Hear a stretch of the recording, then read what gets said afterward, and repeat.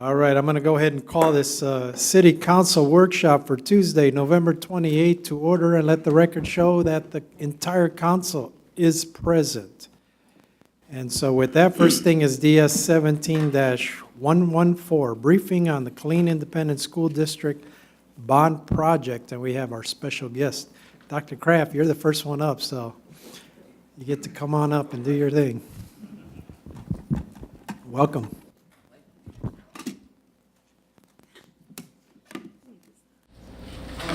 Good afternoon, Mayor Garrett, City Manager Olson, to our council members. Thank you very much for your time this afternoon. And I will try to be brief. I know that you have a rather lengthy presentation for you.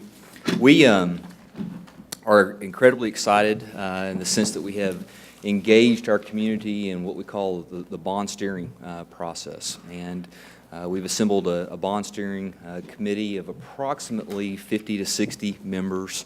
We've met 3 times, and so much of the presentation that you'll see this afternoon, even though we'll accelerate, we'll move pretty quickly, has been really a recap of the previous 3 meetings that we've had the opportunity, like I say, to engage a pretty good cross-section of our community. The bond itself, and I'll talk a little bit more about the logistics, but from a time frame or timing standpoint, in order for a May 5th bond to be placed on the ballot, a recommendation will have to be delivered, and the board will actually, our board of trustees will actually have to take action and approve that recommendation by February 16th. So February 13th happens to be our regular meeting for February, which is really the date that we're honing in on. So with that being said, I think I'll just begin to work through these slides, and if you have any questions at all, please stop me. I've provided copies of the slides in case you want to take notes. If you're like me, I kind of tend to like a hard copy, and then also one of our district maps that outlines our current or existing high school attendance zones, which I thought might be of value this evening. So to begin, this is just, again, some real quick demographics. This chart depicts really kind of how we've grown over the past 4 years. You see the 17-18 school year, once again, we actually exceeded our projected enrollment. The interesting part about this number is actually it's an old figure. Prior to the Thanksgiving break, in fact, the day before we met with our bond steering committee that Thursday, we actually peaked again. So usually this time during the school year, or this time of the school year, we typically begin to plateau and start to taper off from a student enrollment standpoint. That has not been the case this year. We have continued to grow throughout this entire first semester. And I anticipate that we will once again grow once we return from the Christmas break, which is quickly approaching here in 2 weeks. We are the 26th largest school district in the state. We employ 7,000 plus employees, inclusive of our substitute pool. Our federally connected population remains at about 39%. I do believe that we are in a position from a fiscal responsibility standpoint to really be able to propose this in good faith to our community. I did bring along with me our Chief Financial Officer, Megan Bradley. She has been with the school district now, I believe, 10 years. Is it 20 years? Is this being recorded? Sorry, don't throw anything at me. And our new Executive Director for Facilities and Operations, Adam Rich. But Megan and her team have really they've done a superb job of placing the school district in a position that we believe that if there is a good time or a good position to be in to go out for a bond, this is it. Again, we just received our superior rating from the state of Texas, Texas Education Agency. It's called the FIRST report. 100 out of 100, impeccable. I mean, there is no higher score. Of course, our certificate of achievement for excellence in financial reporting, and then again, our certificate of excellence in financial reporting for school systems. So all of this being said, if we do find ourselves in a position of going to sell bonds, we believe that we will receive a very, very high bond rating. As far as the committee process, I thought I would just really quickly describe what this entails. Again, a lot of work has gone into leading up to where we are now. Really taking a close look at existing facility conditions. We had a comprehensive facilities assessment done in the 2012-2013 range. I believe that report constituted about 1,000 pages worth of information and data that has helped us and provided us information to lead into these conversations. I mentioned the demographics and enrollment projections, which we are currently projecting a pretty conservative, moderate 1% growth rate, which I'll describe a little bit more in detail. We've really gone through a very thorough school finance review. We've talked about bonding capacity and the impact of a potential bond. The results of our community opinion survey will be forthcoming this Thursday, and then really refining and building our needs and potential solutions and cost analysis is where we are in the process. And again, Thursday is our fourth meeting. We will be hosting the committee at at Smith Middle School, the new Smith Middle School, one of our newest facilities that we've just brought online this year. And like I say, we believe that as early as this Thursday, we can be wrapping up the process with the bond steering committee. I did want to bring just a quick note. We have developed a bond steering committee webpage, and so all of our meetings are being recorded, video recorded. The presentations in their entirety are being uploaded, along with any supporting documents. And then we have a frequently asked questions, or even a form space where our community can ask questions, and we're doing our due diligence to respond and put responses up as quickly as we possibly can. So here is the web page address, and again, we believe that there's a lot of pertinent useful information that we are, again, trying to convey to our community, because we understand the importance of being very, very transparent, as well as providing as much information as we can to our community as a whole. Real quickly, it's been since 2002 that we've actually had a bond. In 2002, it was about a $98 million bond. Since that 2002, those bonds, or the bond funds, were exhausted, the district has completed $232.5 million worth of projects. Meadows Elementary School, if you are familiar with Meadows Elementary School, the new Meadows Elementary School on Post, approximately 50% of that project was completed with 2002 bond funds. And then you can see all of the projects that have been brought online not utilizing any type of a bond mechanism. Most recently, Roy J. Smith, Alice W. Dowse, our satellite transportation facility. We had a Mountain View Elementary School addition in 2014. The new Dr. Joseph A. Fowler Elementary School, just off of 195, Clear Creek. And you can see the list is pretty it's pretty phenomenal. I'll just say it like this: this is an anomaly for a district our size. Again, being the 26th largest school district in the state, we're considered a fast growth school district. To be able to complete facilities projects without going to the public through a bond election, it's pretty phenomenal. It really is. I will argue that it's about as phenomenal stewardship of funds as we can possibly ask for. Just to kind of put this in perspective, here's just a real quick snapshot of the region. The tax rate, school district tax rate, is divided into two components.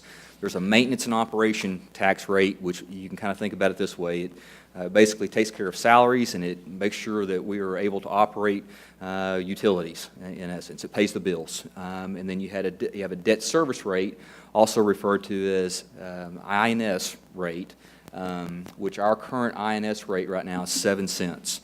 So our total tax rate with the maintenance and operations at $1.04, A 7-cent debt service rate puts us at $1.11. And we are this first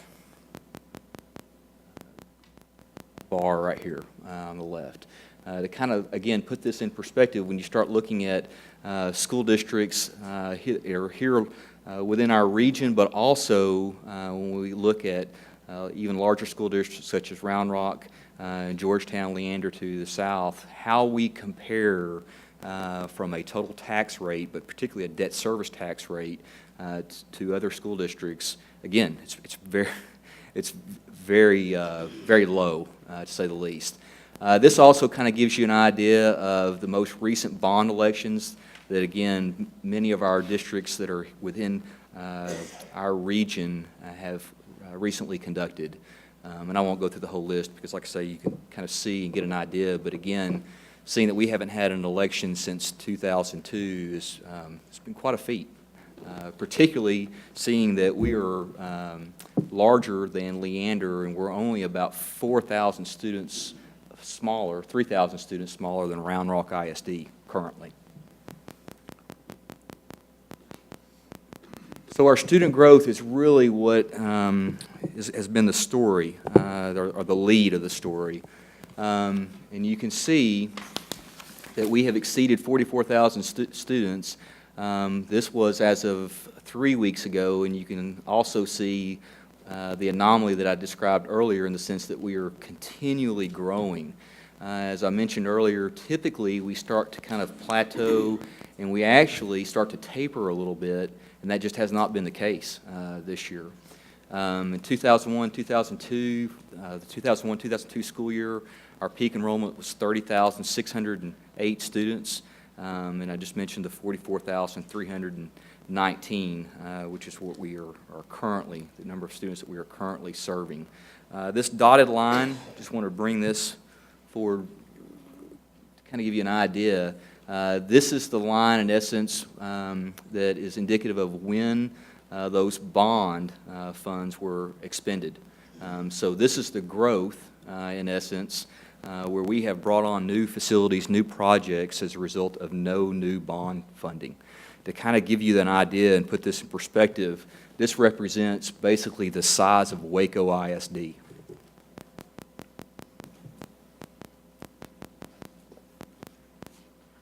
This is how we're growing, and this is a graphic representation that I often rely on, refer to, because I do think that it's important that our community understands how we're growing. This represented in 2012 really a pretty significant change. For the most part, what you see represented with the red line is our civilian non-federally connected student growth rate. And you can see how it has continued to change, like I say, since 2012. The blue represents our active duty military, and the pink represents our civilian federally connected population, usually DA civilians working on post. But since 2012, it's been pretty apparent the trajectory that we have been on, and we have definitely continued this trend line and anticipate this trend line to even be the case going forward.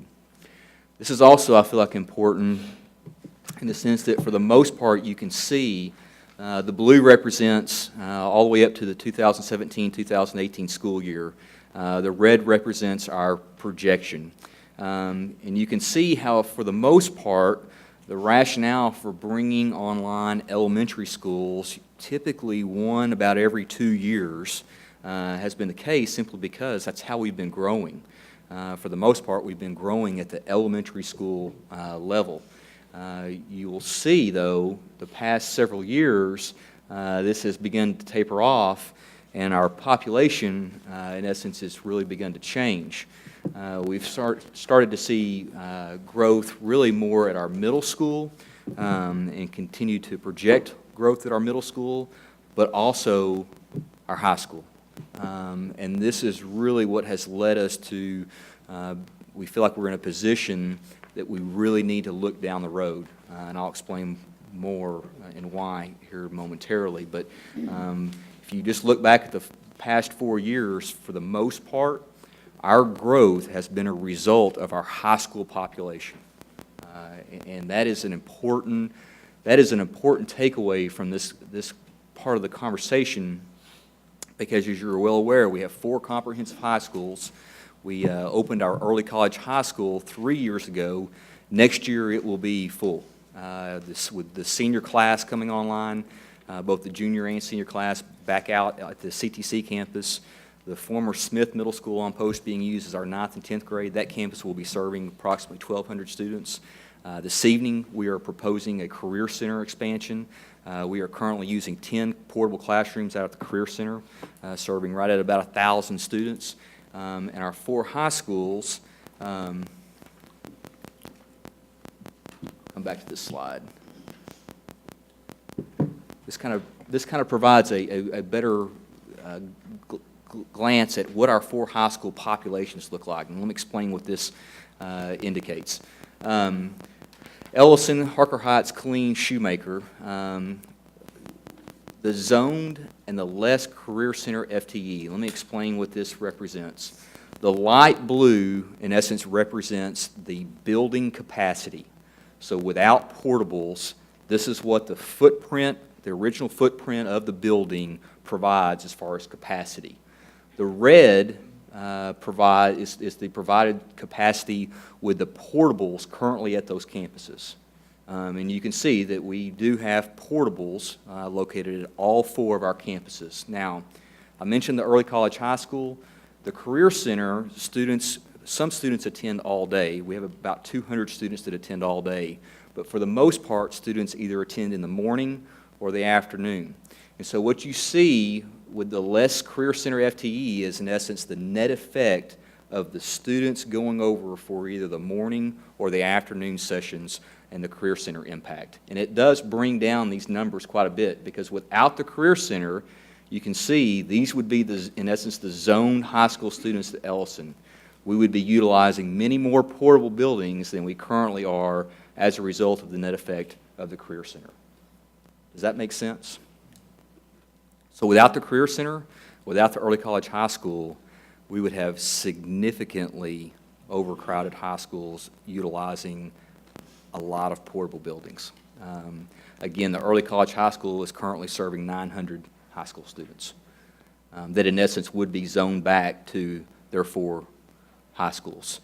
You'll see Harker Heights High School, Ellison. Again, at one time we were, I guess 3 years ago, prior to the early college high school, we were utilizing 38 portable classrooms. We've been able to alleviate the need for a lot of those, not all, but a lot of those portable buildings. Harker Heights High School is currently, in my assessment, one of our most overcrowded campuses, if not the most overcrowded campuses.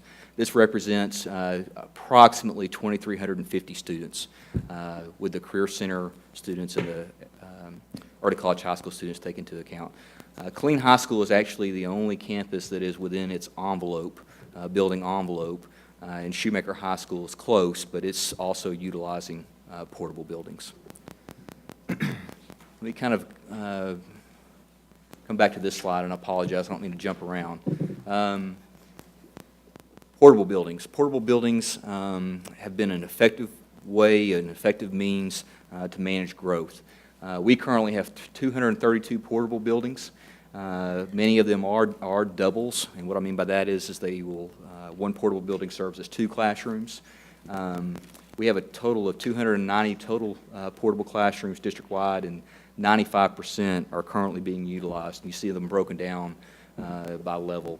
Elementary, typically our elementary portable classrooms, I'd love to say are temporary. It really is just a matter of until we can get the next elementary school opened up. We will utilize portable buildings as a means for relief. Middle school and high school, I think, are pretty self-explanatory. There are, in some instances, at our elementary campuses where they have really become more permanent structures than temporary structures to alleviate growth.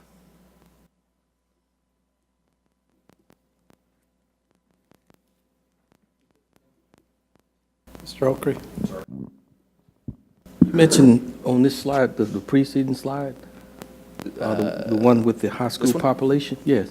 You mentioned Harker Heights as being overpopulated, or is it Ellison that's overpopulated? They both are. Both are. But Harker Heights High School, you can see, this again was with the Career Center students taken into account.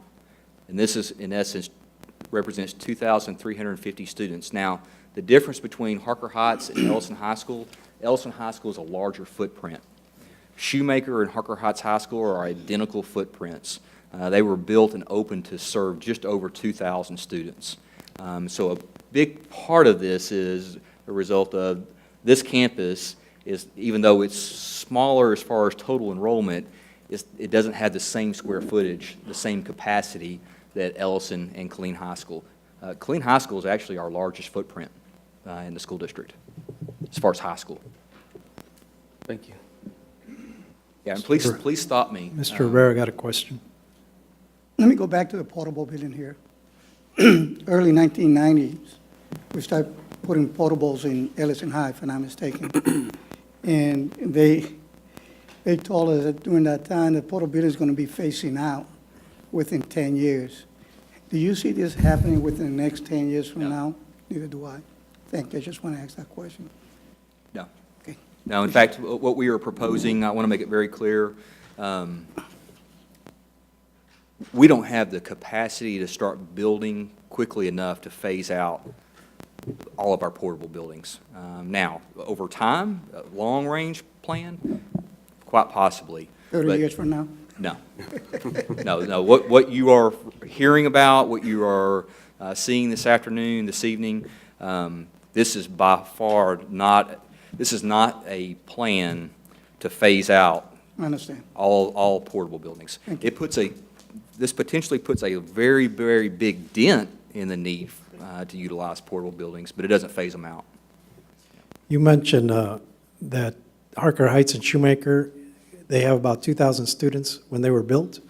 Are you guys looking to build the same type of high school, or are you guys looking to enlarge, make it We'd look to enlarge. large?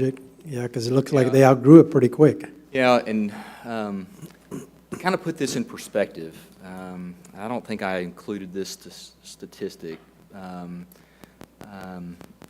We recently turned in what we call UIL realignment numbers. UIL is the University Interscholastic League. It really, in essence, dictates what classification high schools compete in for academic as well as athletic purposes. In doing so, we have to rezone any of our early college high school, career center, in essence, specialty programs back to their originally zoned high school. The cutoff between 5A and 6A, 6A being the largest classification, currently is 2,150 students. We anticipate that number to bump up slightly to 2,200 students. So that line between 5A and 6A would, in essence, would be 2,200 students. Based on the numbers that we turned in, if we were perfectly zoned with another comprehensive high school, we would have 5 6A high schools.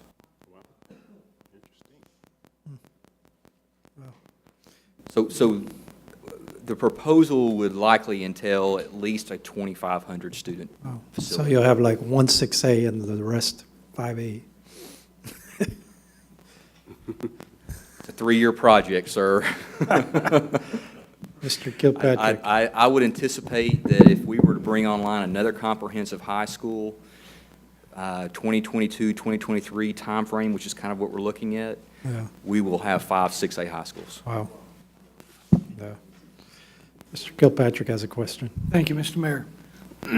I was holding questions, but since we, You got it. on the historical enrollment by military affiliation bar graph slide, it shows the red being civilian, non-federal, and the growth in it. Is there a correlation between, because they're not active duty and they're not affiliated with the military, is there a correlation with that for retired who are either retiring a little earlier, still having school-aged children? I think that's a great question. That's a valid point. I do believe that this is representative of retirees, absolutely, that have elected to stay right here in the area. I also think that this is also representative of that effect. I do think that we have quite a few retirees, like I say, with aging children, i.e. middle school, high school students, who are electing to stay right here in Central Texas. Thank you, sir, because I was drawing about the same correlation. When you look at the elementary growth over the next 10 years, it's 2338. Right.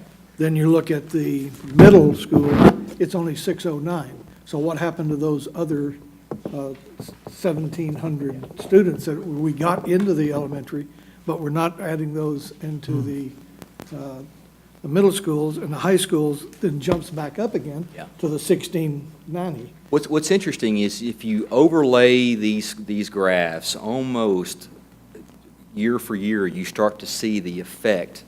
And that, in essence, is potentially, not being a demographer, the stabilization of a community.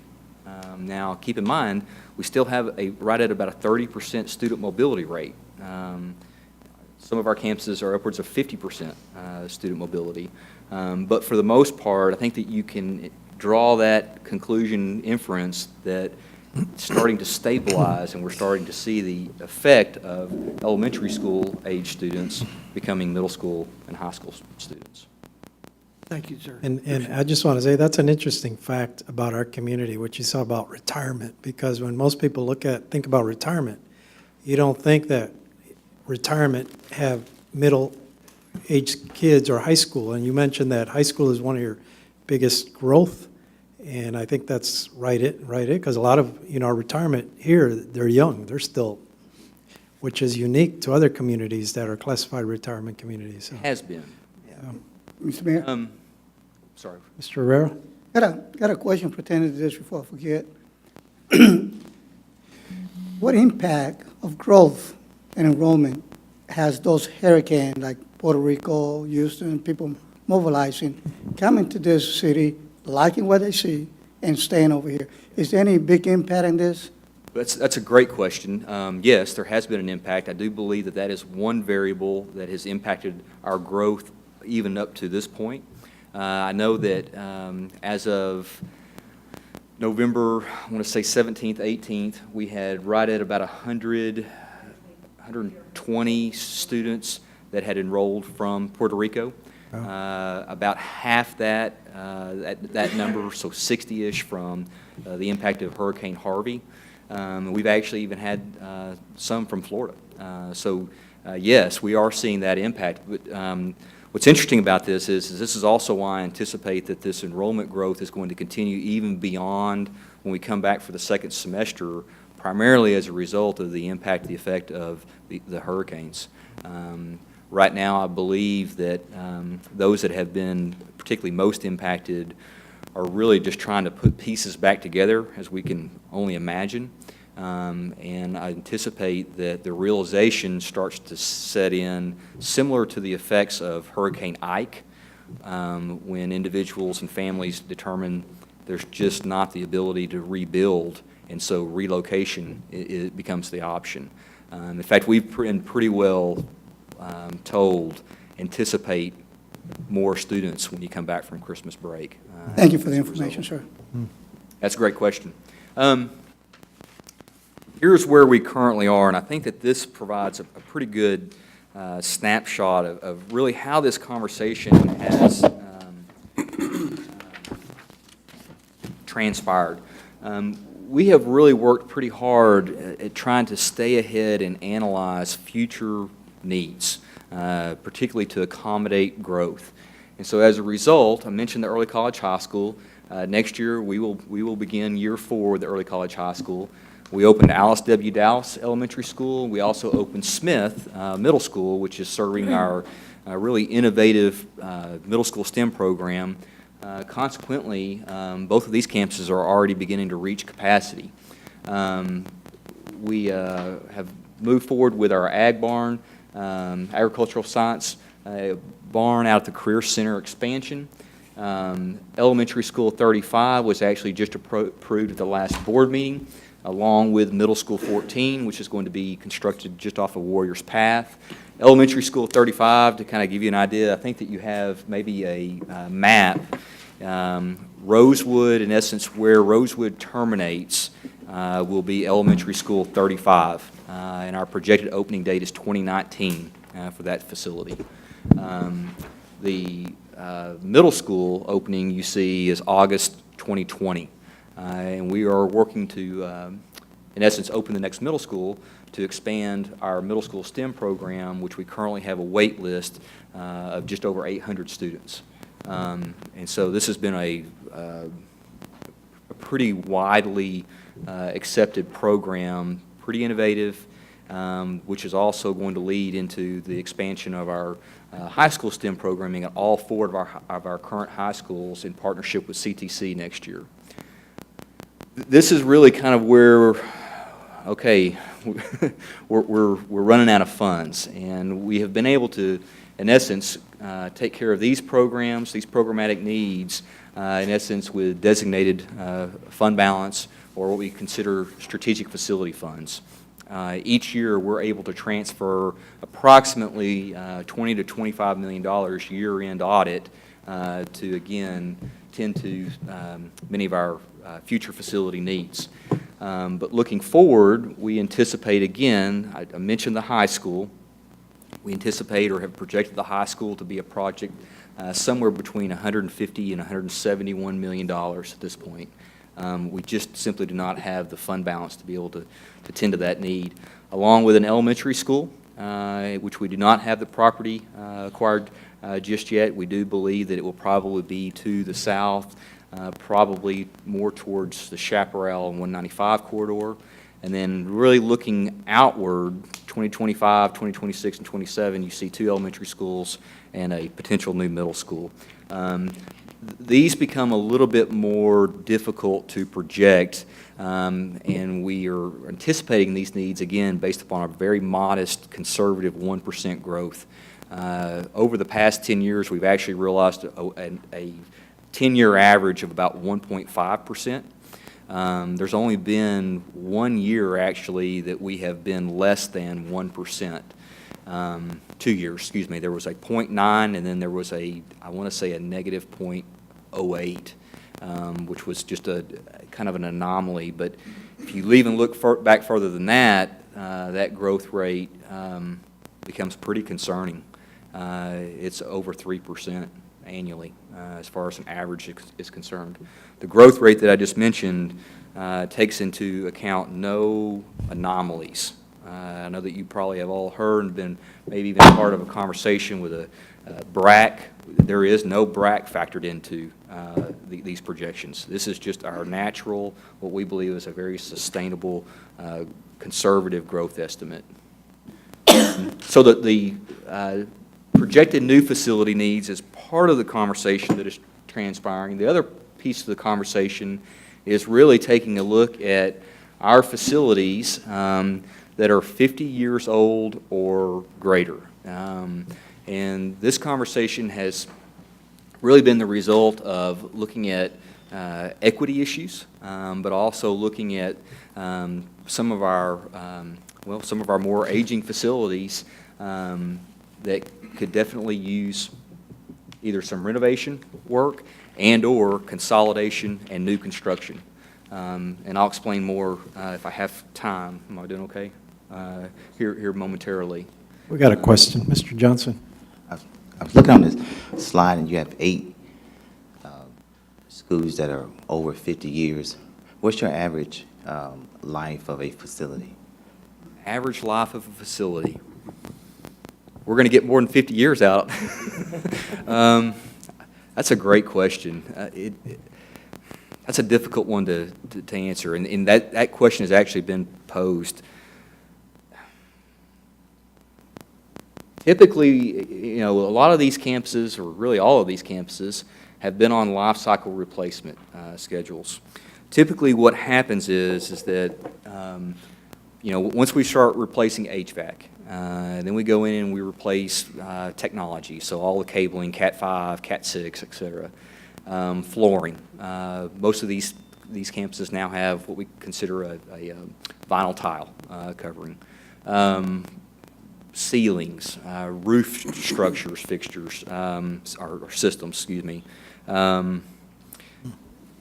What begins to happen is you start to see ADA compliance issues and really inefficiencies. And what I mean by that is when you start looking at some of our newer facilities, the efficiencies, similar to a new home, the efficiencies that can be built in now in comparison to even upgrading HVAC systems and doing some other things, it's just not there. The other piece that you start to realize pretty quickly, and I don't know that we do. When you start looking at the planning capacity of these facilities, it starts to become pretty apparent pretty quickly what has transpired over the last several years.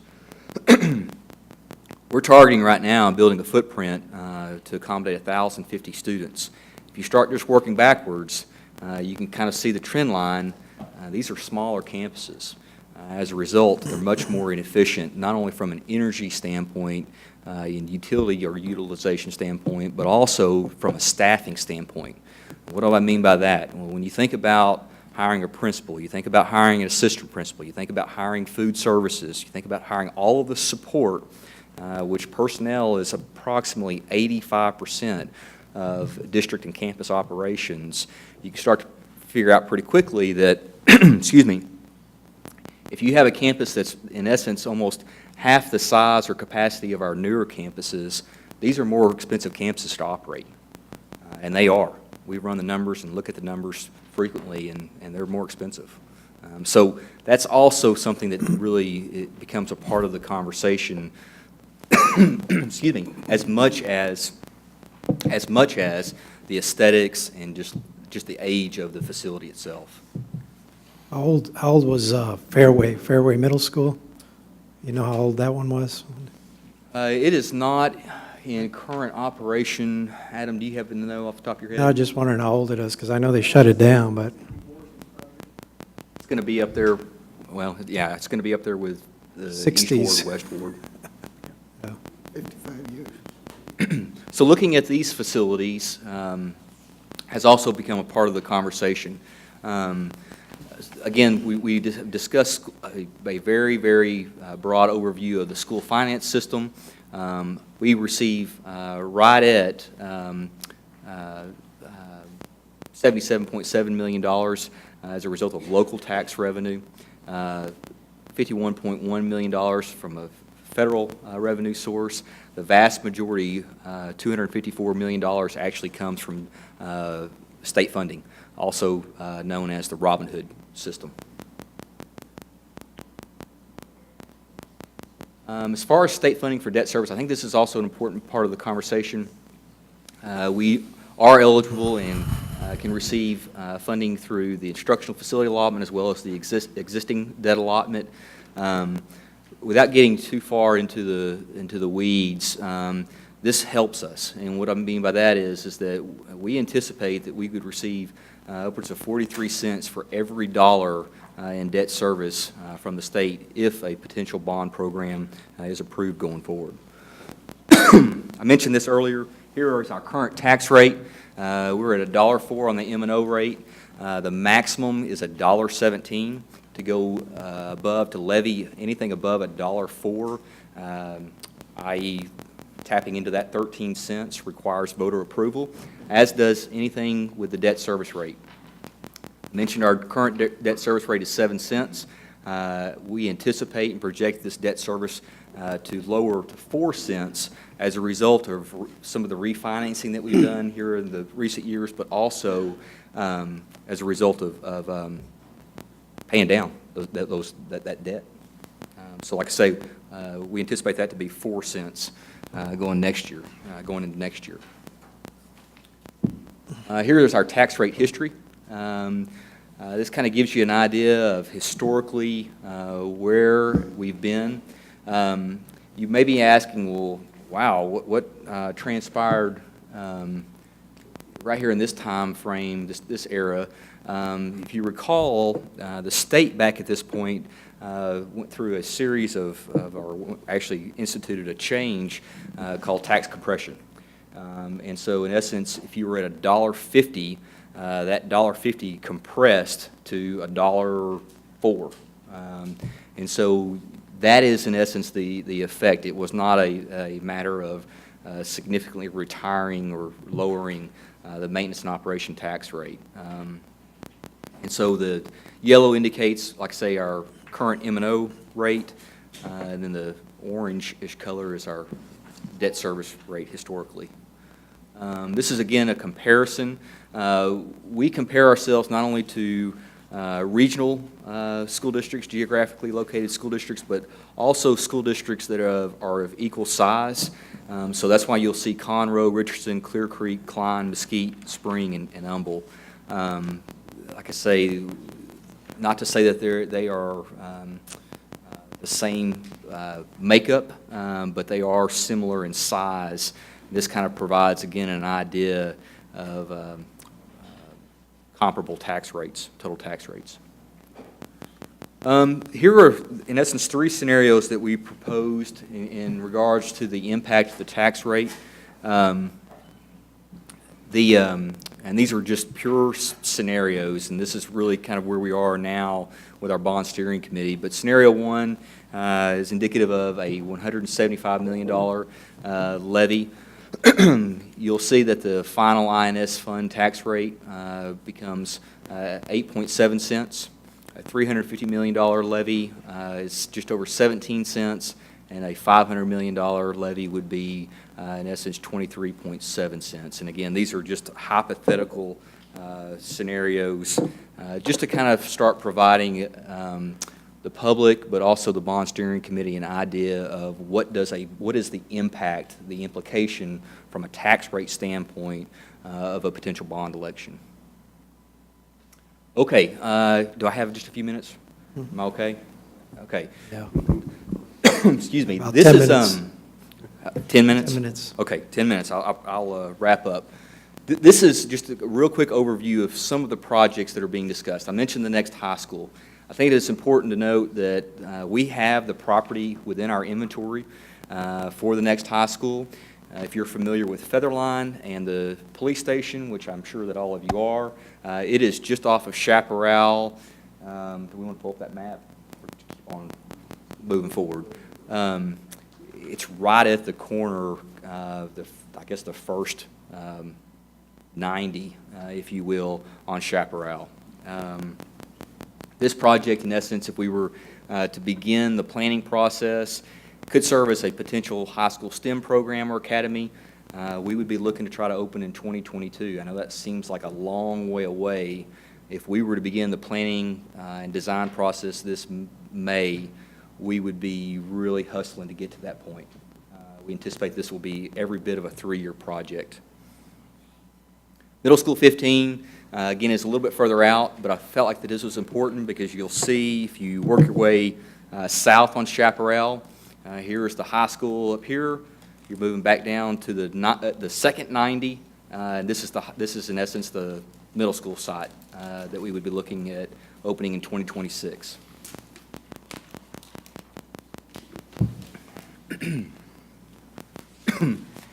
Again, elementary 36, 37, 38, looking out to 2022, 2025, and 2027 have been discussed. These would in essence be built to accommodate a little over 1,000 students, similar to our current footprints. We discussed in great detail renovations versus new construction, particularly with some of our older facilities, 50-plus years or older. And there are pros and cons to each. We have discussed the potential of consolidating Eastward and Westward elementary schools. Thus, we would use another campus as a swing campus, i.e. more than likely Fairway, while we would construct a new school at the Eastward site, and then in essence consolidate both Eastward and Westward into a new facility. I apologize. Pershing Park, Sugarloaf, and really Bel Air would be a similar situation. We would look to construct a new elementary school, more than likely utilizing the Pershing Park location.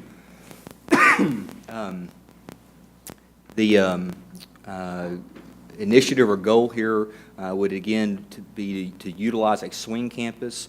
In essence, north portion of Bel Air, if you're familiar with Bel Air, over there close to Jasper, it's in a pretty peculiar location.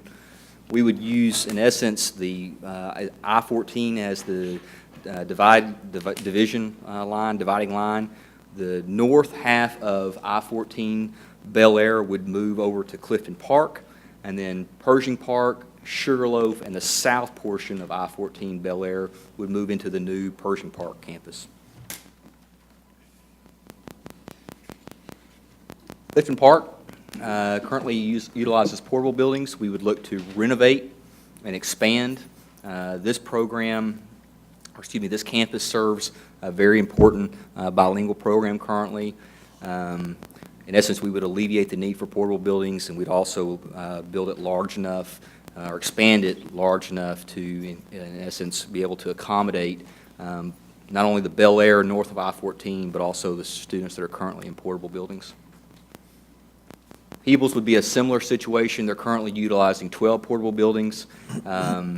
Their enrollment, you see, far exceeds their capacity. Expanding, renovating, and accommodating a very important bilingual program there, which is a neighborhood program. Parker Heights Elementary School, same thing. In fact, you can see very clearly the portable buildings that have been in place for some time.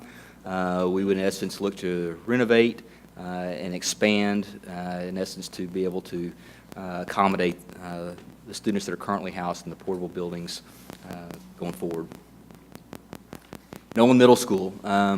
We think that we could, especially with the addition of the next middle school STEM program, potentially utilize Nolan Middle School as the swing campus for Pershing Park, Bel Air, and Sugarloaf through rezoning. In essence, we would rezone Nolan Middle School students utilizing Manor, Rancier, Live Oak Ridge. There would be a domino effect, in essence. It would really create some very, very nice middle school attendance zones, and we believe by doing so, not only would we really recognize efficiencies, we could also alleviate the need for middle school portable buildings in doing so, as well as using this campus to serve as a swing campus while potentially a new Pershing Park could come online. This would, in essence, become part of the district inventory going forward, which could then, down the road, at some point, be utilized as administrative offices or some other function.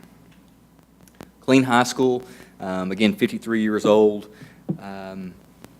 We need it. It's not one of those things that we can really close it, and so this would be a very strategic stage renovation, trying to bring it up to speed. And then Gateway High School and Gateway Middle School, potentially renovation and/or relocation. This is the last slide, and I promise I'll be quiet. This past meeting, this third meeting, we engaged the Bond Steering Committee to go through a prioritization exercise. This is what you see before you. So currently, right now, the Bond Steering Committee's input is, in essence, ranked these 1 to 5, 5 being the highest priority, 1 being the lowest priority in regards to these projects that have just been discussed. So you can see ADA security, high school 5, and then East Ward, Pershing Park. And what was interesting, really the takeaway is the further out we projected, it wasn't quite as high as far as prioritization as much as taking care of immediate needs. What questions may I try to answer? I apologize for being lengthy. I think you're good. I think we got like 1 minute. Anybody got any questions? Mr. Johnson. Take this opportunity while you're here. I don't mean to put you on the spot. I'm going to ask this question. I think I've asked 5 times since I've been on council for a joint meeting between the both governing bodies. I think there are a lot of areas that we can work together. That has not happened yet, so I assume there's no need to. But there are a lot of areas that we can work better together. including sidewalks on Bunning Trail. I continue to get calls every week from citizens from the new school there. So as a superintendent, how do you think both entities can work better together? Oh, I think that we can definitely meet, you know, that's probably my fault. I know that when we began the process of the bond steering committee, we're having a board meeting tonight as well, bond steering committee Thursday, and so it's really just been a matter of finding time. But I do think that, gosh, it's probably been several years since our last joint meeting. I think that there's advantages, and I'll work with your city managers to try to see if we can find a date to schedule that. It's just a matter of, like I say, finding a free date for both the council as well as the board of trustees, and of course all of your administration, our administration. It's I think it's very doable, though. Okay, one more question, that's how we got to go across the street. Mr. Rivera. Real quick, maybe I misunderstood. On the east and west ward, you said you're going to be utilizing Fairway to domicile some of those students? Temporarily. And what we would try to do is we would try to, in essence, utilize the existing Fairway campus, which is right behind It's your show. West Ward. But I just got a question. Do you need to invest in that school before you move people in? Yes, to some degree. It would be a minimal investment, though. And the investment, in essence, the investment would be really primarily for the roof system, bring it up to speed, along with some of the other needs, but it would be a minimal investment. In essence, just to provide us the time, and we would probably create a swing campus that would, in essence, be more than likely a 4th, 5th grade campus, whereas Westward would serve our... Real quick, I know we're pressing for time. When you say minimum investment, can you give me a baseball park? What's the minimum investment? Oh, that's a loaded question. I mean, I don't want to put you in the spot. You can- Yeah, Don't worry I about it. We're would going to hate give to the put last a number question to out our there. city manager. It's a multi-part question. I'll do as quickly as I can, Mayor. We're late, we know who to blame. I know. So when you look at your demographics, how do you know that you don't just have a bubble that's going to come through and then, several years from now, after all these buildings are constructed, we don't have the population to fill them? How do you know you're not dealing with a bubble instead of a steady growth that's going to be there? One, I would welcome that problem. I Yeah. would welcome it. I mean, I'm not trying to sound facetious, but if we were to have a situation where we have all of this square footage and we're just not able to fill it, that would be a very different position than we're currently in. Very different. Again, looking at historical growth rates is really what we have been primarily focused on. Seeing that, again, these projections are now based upon really more of just a natural, sustainable 1%. Seeing that the past 10 years has really been more about a 1.5%, it's a pretty conservative estimate. The concern is that, again, looking at some of these projects, like, for instance, another high school, comprehensive high school, each year we delay, keep in mind, that's approximately 350 additional high school students on top of what we already have and what we're currently serving. Project. Okay, I want to talk more about that. We'll do it offline. I do think this point is very important to the city council, and that is, if the school district moves forward with this construction plan, it is going to have service implications on the city. Every school that's built requires roads, water, sewer, storm, sidewalks to support it. And we have started a dialogue with the school and the facilities to try to figure out what that looks like. And we need to have more conversation on the city's part as this issue goes forward. Because in my mind, they are companion issues. You're not going to be able to do schools without doing roads, sidewalks, and supportive infrastructure. And so if they move forward with a bond, we're going to have to move forward with a bond to do our piece of the public infrastructure. And we need to have that conversation. We'd have to put it together, too. combine it. And All this right, you is got it. 30 seconds. Yeah, on top of it, you're talking about with the infrastructure, I saw at least a need for 2 fire stations. Yeah. All right, we're going to go ahead and break. Go across the street. We got 5 minutes. We can do that. Let me do this. We're going to do, before we get started on our council, before I call the council workshop back to order, what I want to do is I want to do a quick presentation here. And so, as I mentioned earlier at the city council meeting, we have the Killeen Sister City here. And the council had approved a couple of months ago, I think it was, the pagoda. And so I saw a picture of it yesterday. We met with them last night. And today, they have the artist here. And so he's the one that's going to be designing it. But also with them, what I want to take out a moment is, I don't know if anybody on the council has met General Che, right? And General, if you could come up here real quick, come on up. And I want to read just a really quick paragraph about General and Dr. Che. He's a graduate from the Korean Military Academy. And the reason that I wanted him to come up because he is from the Korean Army, but he is also a Vietnam War veteran. General Che served various field commands and staff positions such as combat helicopter pilot, Commandant of Korean Military Academy, Executive Officer to Defense Minister, Commanding General of the 17th Republic of Korea Infantry Division, and the Deputy Chief of the Army. And General Choi, am I saying it right, Choi? Che? Leads an effort to recognize and to honor Korean War veterans. So last night, he was telling me about this, and it's amazing how he goes around different cities, and he gives them medals. And he, out of his own pocket, spends, I think he said, $9,000. So it is an amazing, because he's from the Korean Army, and he does this for the Americans, and it's just amazing. He honors the American. He was telling me how grateful he was for the Americans of what they've done through him in Vietnam and throughout his career. So this is just a small token in return for all the stuff that you've done. And what this is, for those that don't know, it's a Vietnam, it's from the Department of Defense, it's a Vietnam War commemoration pin.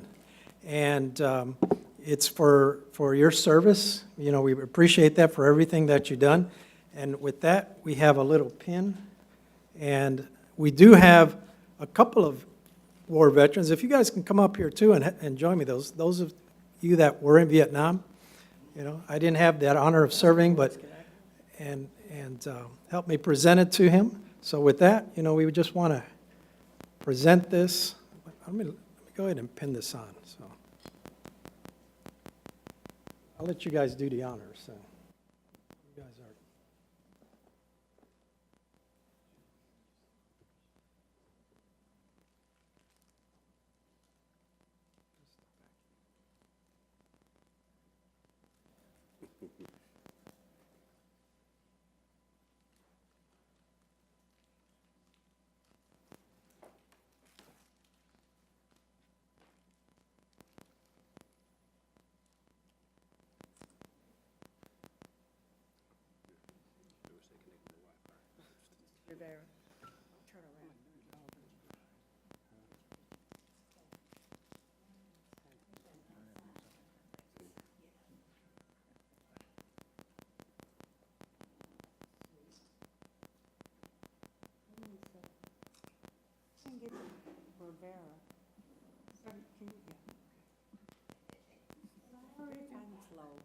Sure are.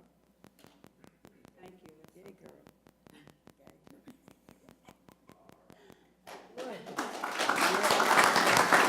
Thank you, General Che. We're honored we're very honored that he's here in our city. Thank you for Sister City Committee. And if you want, I'm going to give you a couple of words if you'd like to say anything. You'd like to say anything? Thank you so much. It's my great honor to be here to meet you all, and especially thanks for welcoming us warmly. Thank you. God bless you all. Thank you, sir.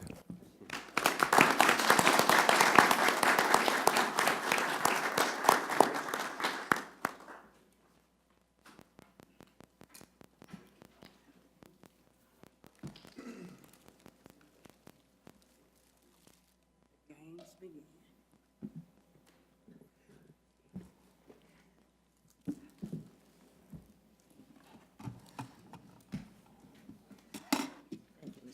All right, well, thank you, guys.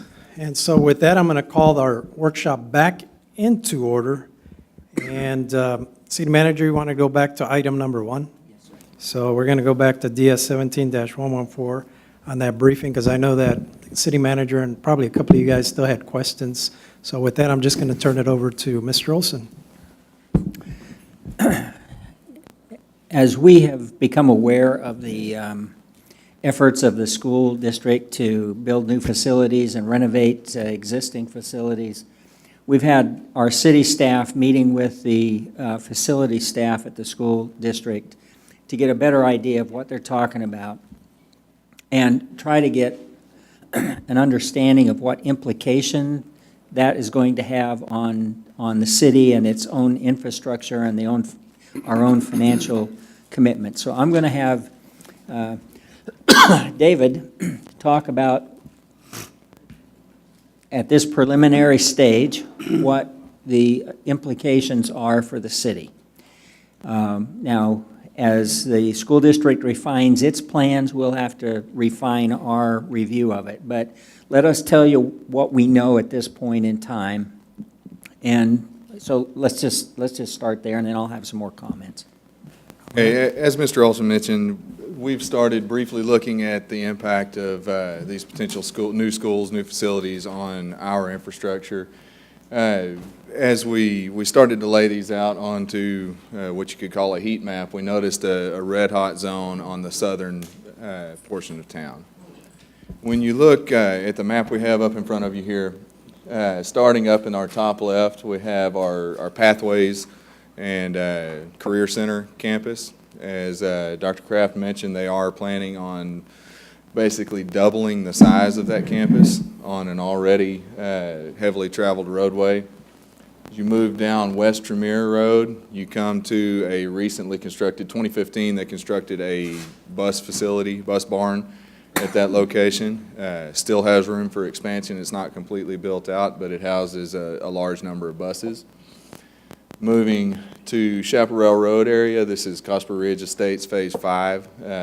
You have the new elementary school at that location. It's new as of this year. They started their first classes there this August. Moving down Chaparral, we come to the new high school site here at our first S-curve in Chaparral Road. Moving immediately south, we come to another middle school site. And if you'll remember, Dr. Kraft talked about these coming online as early as 2019, 2020, 2022. So that's, in terms of near future, that's very near future. As you continue down Chaparral Road, you'll come up here. This is in the vicinity of our Rosewood project that's proposed right now. You have another elementary school campus that's deemed there, and then one that's not shown on this map yet because it's not finalized for location. There is one additional elementary school that's planned in the southern part of town. So there's any number of locations, but you could expect it would probably be somewhere off of Chaparral, as Dr. Kraft said, near 195. What that means for us, when it comes to water and wastewater infrastructure in this area, we're in great shape. We have a 16-inch transmission main that runs all along Chaparral Road that handles our water needs in that area. And we have a couple of decent-sized collection mains that run up to various sites. Along the creek here, we have some that run down through here, and with the addition of the mud on the south side, there's going to be even more sewer infrastructure that's installed with that. Where we have some concern, though, is that we have 4 projects that are laid out on this map, and I'm going to go through them in order of what I see our highest priority should probably be placed on those 4 projects. First and foremost, you have Chaparral Road. Now, this is not currently a City of Killeen roadway. This is a county roadway.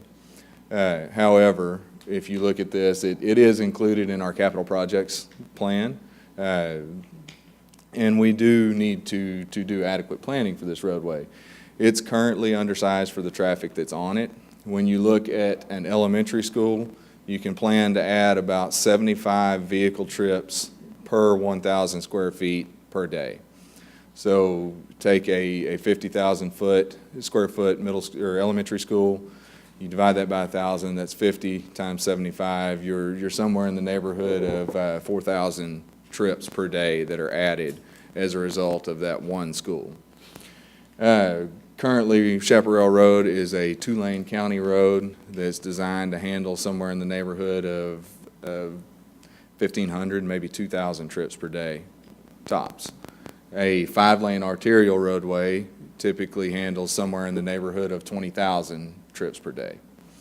So as you look at the addition of a high school, the addition of a middle school, the addition of 2 elementaries in the near vicinity, bus barn that's already caused influx traffic, you have a another elementary school here that is placing traffic on that road. That's my primary concern there. Our capital projects plan identifies that as a 5-lane arterial. The estimated project cost, and note that is project cost. That means that it includes your right-of-way, your design for engineering, your construction costs, start to finish project cost is estimated at $21.5 million. The next road that we probably need to look at is East Tremere. For those of you that have driven in East Tremere lately, it is a little bit raggedy in certain areas. It's a 2-lane county road section as well. That one it doesn't have a direct school site onto it, but if it is used primarily as a shortcut to get from Stagecoach to Chaparral, it's a connectivity roadway in town. The projected cost on that is $7 million, and again, that is for a 5-lane arterial roadway. Basically, you would continue the section that's on Stagecoach around the corner and down to Chaparral. When we come to our next roadway, you have West Tremere Road. That total project cost is $7.9 million. Again, a 5-lane arterial roadway that already has a bus barn built on it. It already has the Career Center campus, and we expect to see additional traffic with the expansion of that campus.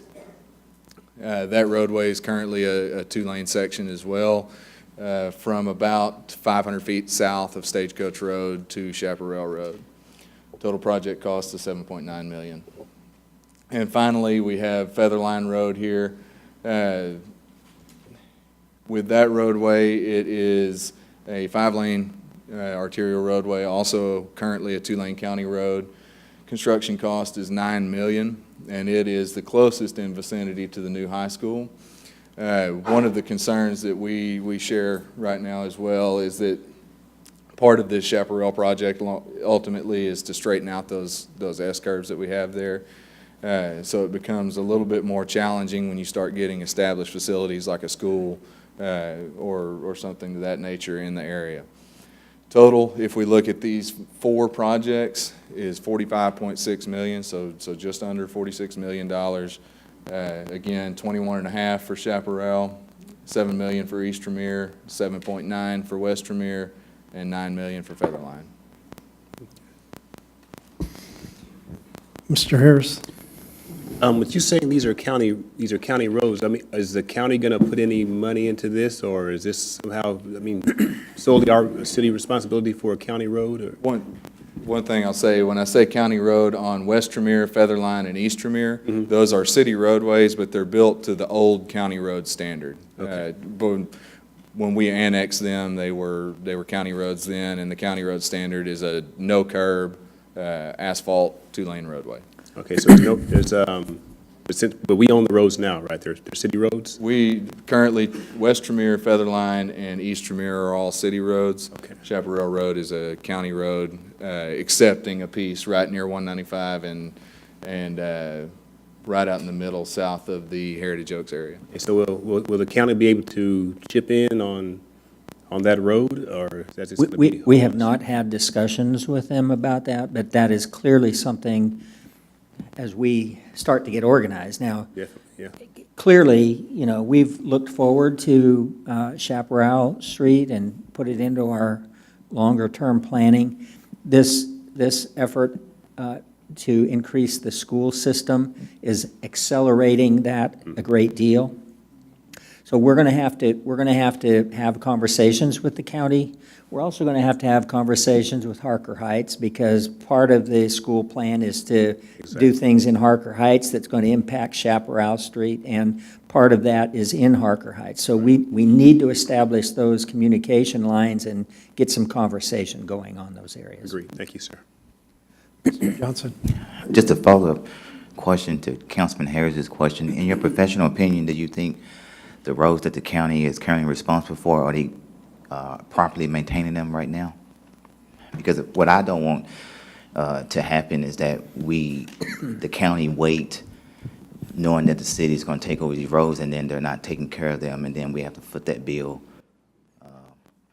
I would say that the county is maintaining Chaparral in the same state that is maintaining other roads within the county. Oh, They're yeah. in a similar situation as we are. Street funding is hard to come by in some cases, so they fund it to the sense that they practically can. So there's probably some room for improvement. Yes. Thank you. If they were to annex our roads, there would be room for improvement as well. Is this something that we'd also would bring up through the K-Tempo and see if there's any type of funding or mechanisms in that? We currently are on a list with Chaparral Road for funding in the future, but that's not in the current 3-year cycle. As we start to move into the next 2 fiscal years, there's always potential for funding, but I've said in the past, and I'll say again, relying on federal funding to address a need that's on our timeline is very difficult. Yeah, because even with that, we'd still have to find some funding, because they're not going to fund it all, so. Mrs. King? Ms. Nash King, got it. This is for the city manager, sir. So the schools are, the KISD, middle schools, so we don't work with them. You are working on a plan toward financial infrastructure, which is our responsibility. Yes. Yes, and there are several ways to do that. I've been meeting regularly with Dr. Kraft for a number of months, and the cooperation between the school district and the city is very good. You know, they're kind of working through this problem, and there are a lot of questions they don't have answers to yet. So it's very much a give and take, cooperative, working together effort right now. Well, sorry, that's great, but what's important to me, I guess, is that making sure that we're in the same stride for kids. There's no need of them being ahead of us when we're trying to play catch up. So I love that you already took the initiative to start talking about how we're going to fund this. I think it's just absolutely critical that if they go out for a bond in May, we should be out for a bond in May to do our part of it. Because I think if we separate those two decisions by an election cycle, there's a chance we won't get approved. And then I think there's a real problem when we have all of this infrastructure demand from new schools that we can't meet. So I'm looking for ways, and it is a hard struggle right now, but I'm looking for ways that we can link the decision on the schools with the decision on the city facilities into one vote, because they are absolutely linked together. And it's hard to find a legal answer that really works there, but we're looking for one now. Yes, ma'am. Mr. Okry? We're not dealing in hypotheticals. We're moving south. And so we can talk about what the county is going to do, we can talk about what the school district is going to do, but ultimately, who's going to be responsible for the infrastructure? We are. Mm-hmm. So, and you're talking about bonding, you're talking about tax rates, that is getting old. We have got to find, and I've been saying it for at least the last 3, 4 years, we've got to find a better way to fund our infrastructure. We can dance around this all we want to, but eventually, our ETJ is Chaparral Road, and we're moving south. And so we need to really nail it down how we're going to finance it without anybody else. Because if we look, federal, like, again, some of the things we get from K-Tempo, block grant funding, sometimes the funding is not adequate. Well, and if we're not thinking ahead and thinking the way you're talking about, Mr. Okray, we will never be thinking far enough ahead to get that federal money in. So we have got to start thinking, 5 years and 10 years out and taking responsibility for what is going to be ours. And I'm so glad that we're having the conversation because the district has been an overlayer all along, but our planning has always been, it's always been two bubbles. Yeah. And we've always been on the other side or catching up. The school district is doing something. What's going to happen when the schools come up there? Rooftops are coming. That's just no way around that. And so I think we need to look at this as if we're going to have to do it on our own without any help, but we're going to have to look at it in a way that because the phones, you think the phones are going to be ringing off the hook. Thank you. And if I can, on that also, you got to look at the other side, because you got to find ways to fund our infrastructure, but you also got to find ways to maintain our old one. And we do this, but we can't forget that there's a lot of old streets that's going to cost. I like how he was talking about the way the tax rate is set up through the school, and they have, one that's specifically for the maintenance, and I think we need to look at something like that, because maintenance is, I think, a bigger bill than this. And our financial policies take a big step in that direction. Yeah. Mr. Harris. I was going to just bounce up with what Councilman O'Cray said, because I had the question for Dr. Kraft, but I just held on to it. But one of the questions I was going to ask, and I'm glad to know that you've already been talking to KISD, because I was going to ask them, have they been talking with us, in regards to the bond, because if the bond is approved for them, and now, of course, if we had to put out a bond as well, then have we done a study of what our taxes and fees will be like after 2 bonds pass? And so I was going from the standpoint of just their bond, but now I'm going from the standpoint of if we have to take out a bond too, what's our taxes and fees going to be like? And as far as if we study it and we see it at a certain level, how comparative are we to other cities around us now in regards to cost of living? Those are all good questions, and we need to spend the next couple of months really having some good conversation around that, and because you're going to have to make a decision, I think, on the same timeline that the school district makes a decision for what we're going to do and whether we're going to go to a bond for it. Mr. Kilpatrick. Sure. Thank you, Mr. Mayor. There's 2 things I would point out. Everything is great discussion. They've got a February 13th date that they have to have for the bond. We don't have that same February 13th date. So we don't have 2 to 3 months. We got a month probably to put everything together, start working hard toward it, and then get it to like they're going to do, get it to the public and have the citizens well informed on what we need, how we need it, even if we approve that before then. The second thing, which we'll discuss a little bit later, I think, but it ties very germane into here. I understand for the quickness of this, we're talking about a bond issue. Our policy, we said, we're at 34% right now. We're working toward 20. We throw that policy out the window, because with a $45 million bond coming this year, we're going to go up into the upper 40s, if not into the 50% of INS, double what our policy will say. So as we work on the budget policy, and we start talking about bond ratio, we're going to speak double talk to the citizens. We want a hardline budget policy that says this is what this council is going to follow, and we want future councils to weigh it and make those decisions. But at the same time, then this council will weigh before we even get to that point of increasing that bond debt ratio even greater than our deal. Thank you, Mr. Mayor. Mrs. Nash King. Sir, move forward in KISD, they're moving forward.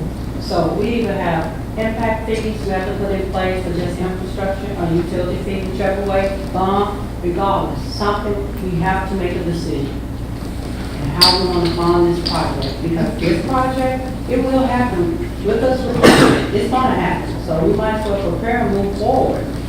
Put it on our agenda to talk about fees. And I agree with Mr. Oakrey, the elephant is out. KISD have come to our home, they have presented it to us, and just given us a fair warning. This is our timeline, we're giving you the opportunity to get it together, because we got to close together. That's good. And yeah, we've had that discussion, and that's something, I don't know what the timeline is, but about bringing something like that, and I think that this probably puts a bigger sense of urgency in it. And so hopefully we can do something pretty quick. I've been working with the staff to to better define our long-term budget strategy. Yeah. I need to have that conversation with the city council before we make any kinds of decisions. You need to be able to see what I see in terms of what the future looks like and the alternatives that we have for closing our budget gap long-term. Now, this kind of thing that we're talking about here today complicates that already difficult problem. But we need to have that conversation before we decide to spend any money on anything. We've got to put it in perspective with the current problem, the projected solutions, and then we've got to add on top of that whatever this is going to do and other unforeseen things that might be out there. And if we need to, I mean, we may have to have a couple of special meetings just to discuss this, if everybody's inclined to do that, because I think that time is of its essence here, so. Mrs. Fleming? Yes, I just wanted to be in conjunction with all the other council members, what they said, especially what Mr. Olson just finished up. I think we need to come to a consensus tonight and work out something so we can have that meeting and get together and be on the same accord. Because when I first heard that KISD was going to apply for these bonds, I said immediately, we need to do the same thing and be on the balance out just like they are. So I think we need to also get together, like Mr. Olson says, have a workshop sooner than later and get this thing on the agenda and let's talk about it so that we will be on the timeline in February and not wait. Thank you. Mr. Johnson? I do agree with the city manager. I would like to have that information. I'm all for working together, and I've been calling for a joint meeting since I got on council. However, I have concerns with making a rash decision because another entity comes in our house telling us what they're going to do. As a council member, a part of this governing body, we're responsible for driving the city's growth and partnership, but not being dragged along because another entity is moving forward with a project. Mr. Oakrey? Thank you, Ms. Mayor. We're not getting dragged anywhere. Our destiny is dragging us. That's what's dragging us. And for anybody to sit up here and say that this city is not growing is without reality. Anybody that's to say or dispute what the district put out here is saying about the population, these schools are already overpopulated. They're already overpopulated, so it's not, what are we going to do? Tell people not to come to Killeen? That's not going to happen because people are coming. And one of those slides that I saw that's impacting with them is that the green cards that we have, that's declining. People without green cards are inclining. What impact is that? Federal money. So for us to sit here, federal money for funding through the surveys that are done through the school, where we do get impact funding. So that's declining. That's declining. So we're not getting drugged anywhere. What's happening is reality is happening to us. Yeah, that's called growth. Yeah, It's called definitely. growth. And so we're not going to have this debate right here. What we just need to do is kind of set something up so that we can have this discussion. I think that from the consensus that I get, I think the council feels it's important enough that if we need to have special meetings, I mean, we're all okay with it, and which I think we're going to need, especially as, time crunch, where we got the holidays. I know we took some time off to do that, so I think we're going to have to try to do something here. So, I'll just add something to that. No. I noticed in the past, we've had workshops on a Saturday, which works out real good. And that way, I think it would help all of us. It was on a Saturday morning. I'm okay any day. Christmas Day, anybody? No. Just kidding, okay. I'm just saying a Saturday. Saturday, we've done them, I remember. And Saturdays is a good day because you can start early in the morning and you're out early. You're not there until midnight, so sometimes, yeah, you're there, you're out early, so. Yes, sir, I think it's a Yeah. good thing. Yeah. Well, I mean, we gotta, we can't please everybody. We gotta do something. Yeah. All right, hold on. Mr. Harris. I was going to suggest, just have it on like a Wednesday. Have one on a Tuesday, have one on a Wednesday. That way, I mean, you're not concerned about staying too late or, having to start too early so people can't get here. Just have it on a Wednesday. We have it on a Tuesday, then we have it on a Wednesday, and we just go. Well, we'll give the staff time to put things together so they can present to us, and then once he tells me, hey, we're ready to do, I'll let you know. We'll create that. And I will move that as quick, well, we have been working on it. Yeah. Okay, so we just need to find a complimentary time, and Okay. we'll get it set up as quick as we can. I can sense the council's anxiety to get going on this, so let's, we'll move it as quickly as we can, Mayor. Mr. All Mayor, right. Mr. Rivera? it's up to you. It's your agenda, and I will comply whenever you say. Thank you. The time, the date, whatever you establish. That is not true, But sir. I'm concerned, it's not your floor. What I'm concerned is your staff, two things. Take the quality of life away from them on a Saturday and the overtime. Now, those city council that cannot comply with your agenda, you get the hell out of here. Ooh, that'd be elitist. All right. Well, we'll let them, that's. Not even 1%. We got it under control here. Wednesday. We're going to go ahead and move on. So we're going to go ahead and move on to DS 17-115, briefing on solid waste operations. Mr. Olson, might as well just stay there, huh? Thank you again, Mr. Mayor. This is a long-awaited item. We've grown over the past number of months to call this our solid waste improvement plan. So that's what you see on the slide before you today. I'm not one to beat around the bush. I'm going to be upfront with you right at the start of this presentation. We've spent about 6 months going through our services and operations in solid waste. That includes commercial, residential, recycling, and our transfer station. We've made some modifications to the way we operate. We've made some modifications to the services that we have and evaluated those changes in operations against some benchmark cities that include both cities that have gone with a private sector contractor to manage their solid waste operations and those that have publicly collected solid waste. Our results show across the board, and we'll get into detail about these results, but our results show that Killeen Solid Waste is competitive with the market for comparable services, and that's the key word, they're comparable services with other cities and with our private sector partners. If you look at a timeline for how this all occurred, back in March of 17, we had a motion to table action on solid waste outsourcing. We spent the next 3 months or so gathering information, reviewing the data, and reviewing our programs and policies to see what items we had that were things we could address immediately and what items went on our long-range plan. Over the next, from mid-May to September, and this is actually ongoing and will continue to be ongoing as long as we have solid waste services here, we have taken those short-term improvements and implemented those improvements. We've evaluated those against benchmark cities and against what we've done historically. And then tonight here, November, we're going through a presentation with council to brief you on those results. This slide, first slide here is going to be your budget revenues. This shows a steady revenue from 17 to 18, but the trend is upward in our revenues.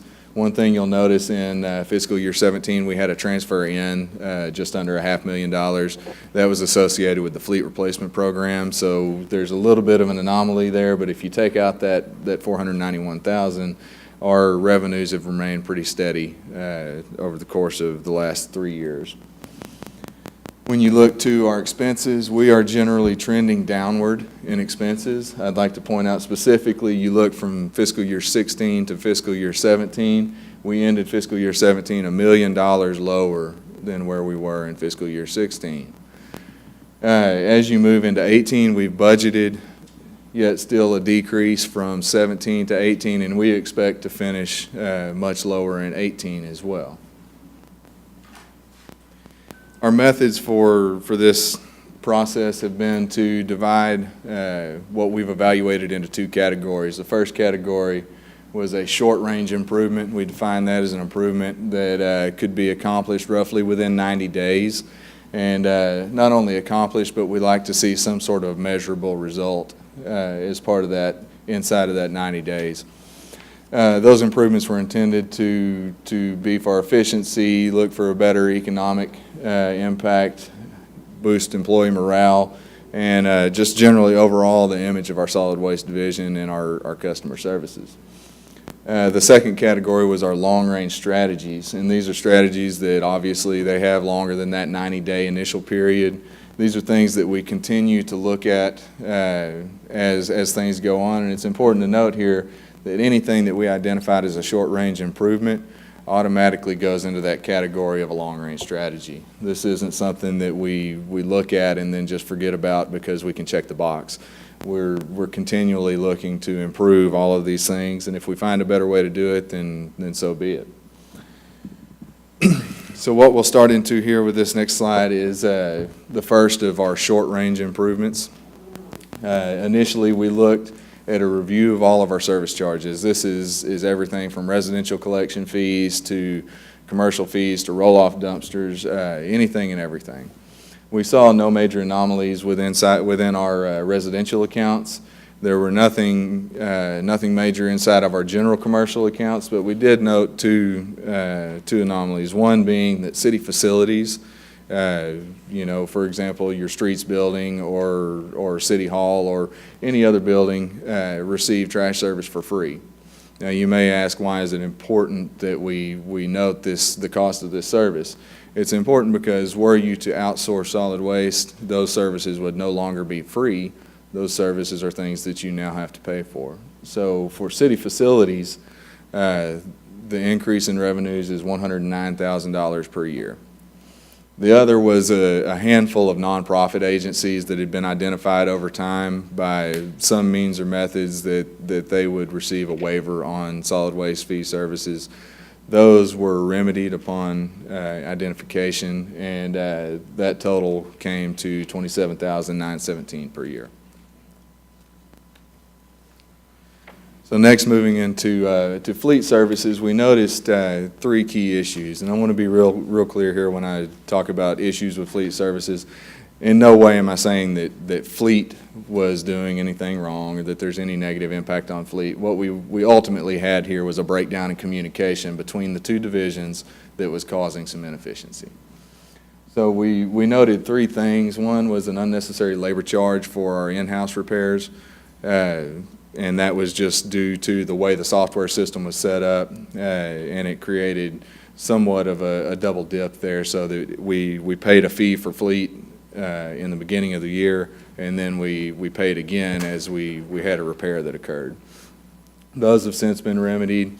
The next revolved around tire disposal fees. Fleet changes tires on all the vehicles for the city. They charge all city divisions a $4 fee to dispose of those tires, but then the solid waste division was eating the cost to dispose of those tires.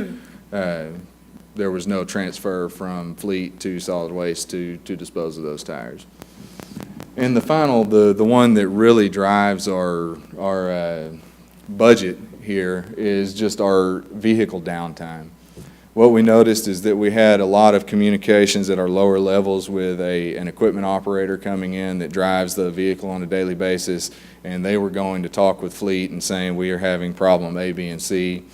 What we did is we increased the management interface with fleet staff and decreased that driver interface with fleet staff, so that we found we weren't addressing repairs that were minor and unnecessary, you know, something that could be deferred to the next oil change or something that could be deferred to a later date. We addressed the major repairs that were needed, and then the other things were done either in-house or they were addressed at the preventable maintenance time. Those adjustments have created in fiscal year 17 a savings of $191,000. That's a 19% decrease from our historical average. In 18, our budget estimates that we'll see a decrease of $387,000 versus those historical averages. That's a 39% decrease. The next issue that we looked at was overtime. This is something that's been a hot topic at most every budget that we've presented over the years. And we identified three key components to overtime as well. The first was our holiday collections.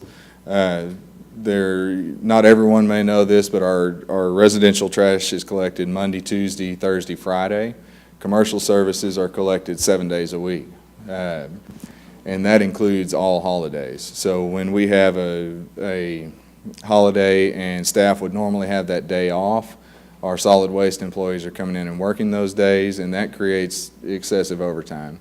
What we've tried to do with that is develop a flex schedule that allows those employees to flex that holiday out and take it at a later date, pre-scheduled, so that you don't give everyone the day off at the same time, but that everyone gets time off in due time. The next piece that we identified was inefficiencies in the way our routes were collected. We were driving too far between stops. We were collecting different areas of town on the same day. Ms. Nash King. Thank you, sir. Sir, I would like to go back to the holiday collection, and you said it was every day. The city employees cannot have that one day off. One day off for a holiday makes that big of a difference that they have to come in? Surprisingly, there are options to flex that holiday, but what you end up with is you still have that time off that gets flexed during the week. Whether we delayed things, they're typically off on Wednesdays, say our residential drivers, and they don't work. My question is, I don't think if for collections, and I could be wrong, I don't know. I don't think they should even have to come in on a holiday to collect trash. Whatever they're collecting, they can just do it the next day. Am I wrong? No, you're not wrong. That's possible. And we've actually had that discussion with a lot of our staff, and the general indication that we've received is that they would prefer to keep their Wednesday off than to have to flex and take a Monday off 1 week and come in on a Wednesday. So generally, they're happy with Wednesdays off. I was just thinking that family, if you have kids and family, you would want to spend Christmas and Thanksgiving with your family, but if they are okay with it. I agree, and that was one of my major concerns, honestly, when we first started, but. There's also the impact on the customer, and we find that by staying consistent on the day you pick up, it really helps the customers to understand, like my trash day was Thursday, Yes, sir. Thanksgiving. We put our garbage can out because we knew they were going to be there to pick it up. We didn't have to think about Thursday goes to Friday and Friday goes to Saturday, and it disrupts the whole system, right? I bet. had to put, Mrs. Ms. Fleming? King says, don't they also get paid overtime if they work on a holiday or just regular pay? There is some portion of overtime depending on the hours that they work the remainder of the week. And that was one of the issues. We have 13 holidays, so we knew that there were already 13 days a year where we could count on some sort of overtime associated with that. Pretty good. If I worked, I would like to get that overtime, especially if I need the money. I wouldn't mind working. You know, the lady can take care of the food and everything. He'll work, make extra hours and money, and come on back home and eat turkey. That's the way I'm looking at it, too, both ways. Thank you. Just had to add. All right. Rolling on. Our next item with overtime, and this was by far the biggest overtime generator that we had. These are both the free services that we offer, meaning our bulk pickups and whatnot, and particularly our spring cleanup event. That spring cleanup event generates somewhere in the neighborhood on a typical year of $120,000 in overtime. What we're looking at moving into fiscal year 18 with the spring cleanup event is to flex that so that rather than being on a weekend, right now we do every Saturday in the month of April, say. What we're looking to do is take the month of April and just say during that month you'll have an additional pickup during your regularly scheduled week.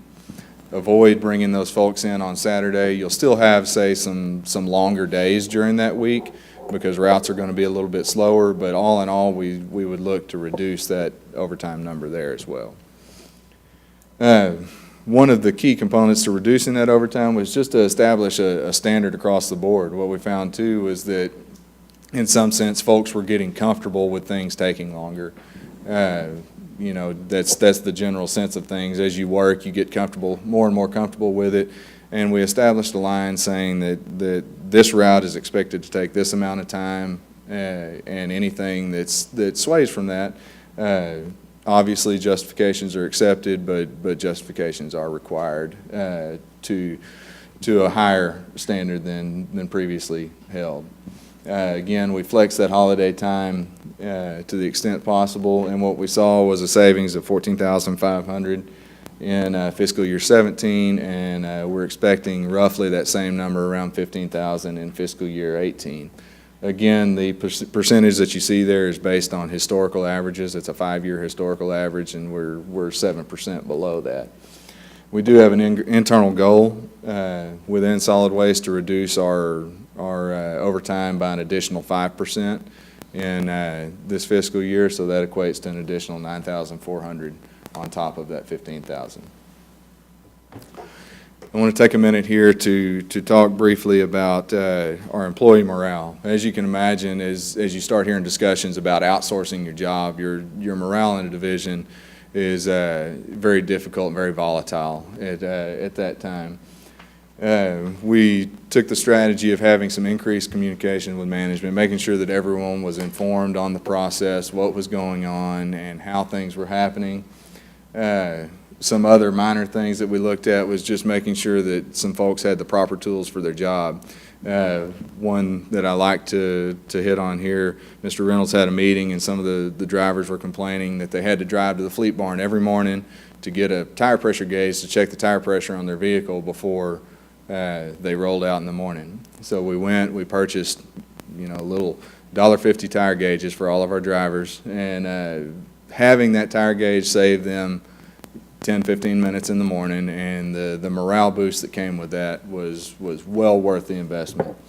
And what we've seen is that we've got a growing sense of pride in the division that would not be possible without a great management team that we have over there, very tenured management team, and a great group of employees that are working in solid waste. I have to give them all the credit in the world right now, because they take care of business on a daily basis and they do a great job at it. The next one here is an item that's been before council in the past, and I know that there were some strong feelings one way or another, but as we look at our residential cart sizes, we currently offer 3 sizes, and you can see here our 96, 64, and 32-gallon cans.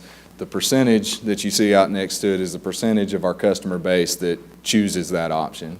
You can see heavily our 96-gallon can, the largest, is the most popular, followed by the 64-gallon can and then the 32-gallon can. Having these 3 cart sizes, what that does to us is it requires us to stock 3 different sets of wheels to go on those carts, 3 different lid sizes, 3 different cart sizes for folks that are coming in for new accounts. And when we do that, we're increasing our maintenance costs because we have to have a larger inventory of cans. Taking that to a single cart size, we're recommending a 96-gallon can, and we're recommending further discussion on this. No decision has been made yet. What we're recommending is that we have some discussion about this and we make a decision at a future point. Taking that to a single 96-gallon can reduces our operating costs by about $15,000 annually.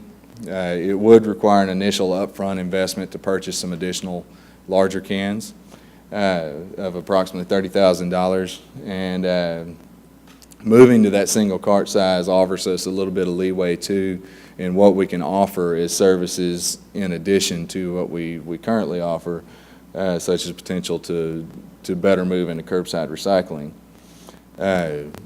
As a staff, we do recommend that at a future agenda discussion item, we have a specific discussion about this and look to make a decision as we move forward. I just had a question. Mr. Harris? As far as the curbside recycling, I'm assuming if it does come back, we'll have bigger than a little 20-gallon bucket? We're looking at multiple options. Currently, what we're leaning heavily towards is a 96-gallon can for recycling as well. Did you have a question, Ms. Fleming? I was going to talk about those cans as well. Now, if we would decide, it hasn't been decided yet, to go with the 96-gallon, on the 64 and 32, what will you all do with those? Is there a plan to reuse them or recycle them in another area? Right. We would most likely look to phase those cans out. Obviously, it would be very difficult to go to everyone and say today, you no longer have this option, you'll no longer get this can. That plan would have to be developed over time, but we would look to reuse those in other ways to the extent possible, perhaps offer some trade value with a manufacturer. Whatever options are in front of us, that we would explore all of those routes. Cans are heavily. just in terrible shape, the beating and knocking down every time they come and use them. And I'm looking at the $30,000 that it would cost if we would just go to the 96 gallons. So unless we can try to get some of our money back, that's what I'm looking at. So within the discussion, there should be something where we can make a trade somehow, with the 32 and the 64-gallon cans. Going to have to be something to compensate, Correct. lost some money on that. Mr. Olson? As he said, this is an item that we need to get a little bit better organized on and come back and have another discussion with the city council so that we can decide what to do with it.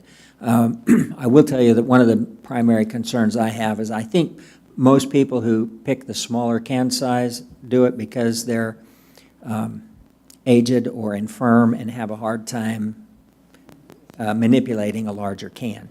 So we do have a program currently, and we would have to expand that program to provide a service where we could, go off, get the driver to get off the truck and go up and get a can and bring it out for somebody who was incapable of bringing a larger can down. So that is a primary concern too. And I think that whatever we recommend to you has to make good business sense. And so we're just looking for an opportunity to come back in the near future and have further conversation on this and make the business case for doing what we're recommending. Yeah, makes sense. Mr. Kilpatrick? Thank you, Mr. Mayor. As a business practice, I would offer too that if we're going to go to the 96, then we're going to go to curbside, which is a demand by citizens, then we would progressively move to the 64 and the 32s in existence and offer them for recycling until they wear out. Not go to 96 all at one time. We've already got our investment into those carts. We've already got the parts invested.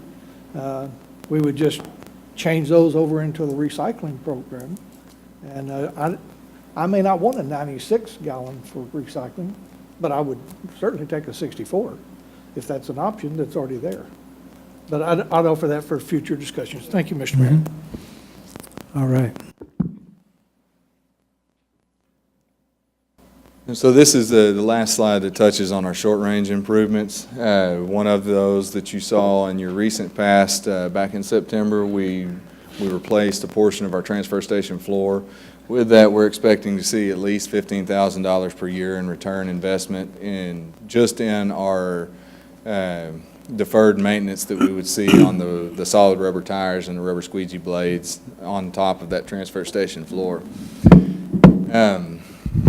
this final piece here, and this is something that's ongoing, what I'll preface this with, this is by no means final, but we're looking currently, our routes are what I call somewhat of a Swiss cheese effect, meaning that we have certain things picked up in different parts of town, and there's no real rhyme or reason to it other than as things developed over the years, whatever route had the least number of cans to pick up, and there was a new neighborhood, okay, now you get the new neighborhood. So one of the things that we've looked at is realigning that route into just a general north-south 4-quadrant set of routes. That's going to offer us drivers being in the north side of town in the mornings where it's a little more dense, the streets are a little smaller typically on the north side of town. As you move south, it tends to open up a little bit, where as you get tireder as the day goes on, you're in a little bit more free and open space. The other piece here is that the drive to the transfer station as the day progresses gets shorter and shorter, so they're not traveling as far from their dump site way down off 195 here, say up to the north side of town. It also puts all of our drivers in one place at one time, allowing for if someone is missing a route for that day, if we've had an employee call in sick or something to that extent, the other folks can flex and pick up those additional routes accordingly. Again, there's no date on when this would roll out yet. There's no final timeline on what day changes it may come, but you can expect that as we near completion of this, there will be a public outreach and education event to make sure that everyone's aware that their trash day may change at some point in the future.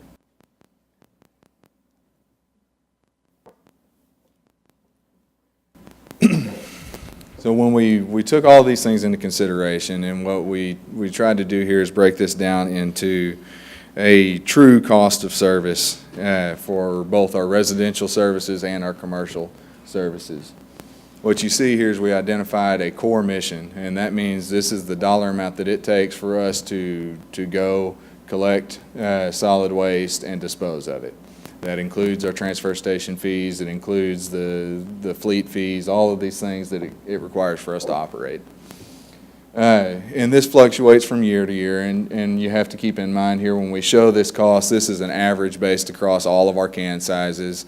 It's not indicating that that's the amount in any one account that goes towards that. This is just an average snapshot picture.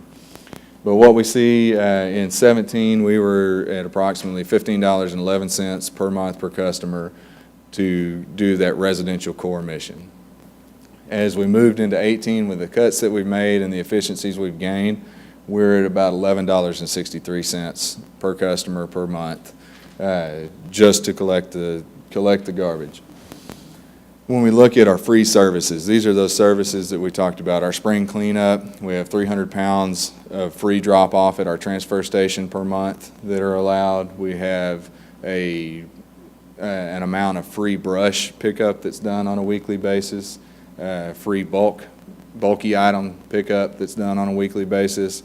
And when you roll all of those things into $1 amount, what you see is in 17 we ran about 21 cents per month. As you moved into 18, we're at approximately 17 cents per month with our increased efficiencies.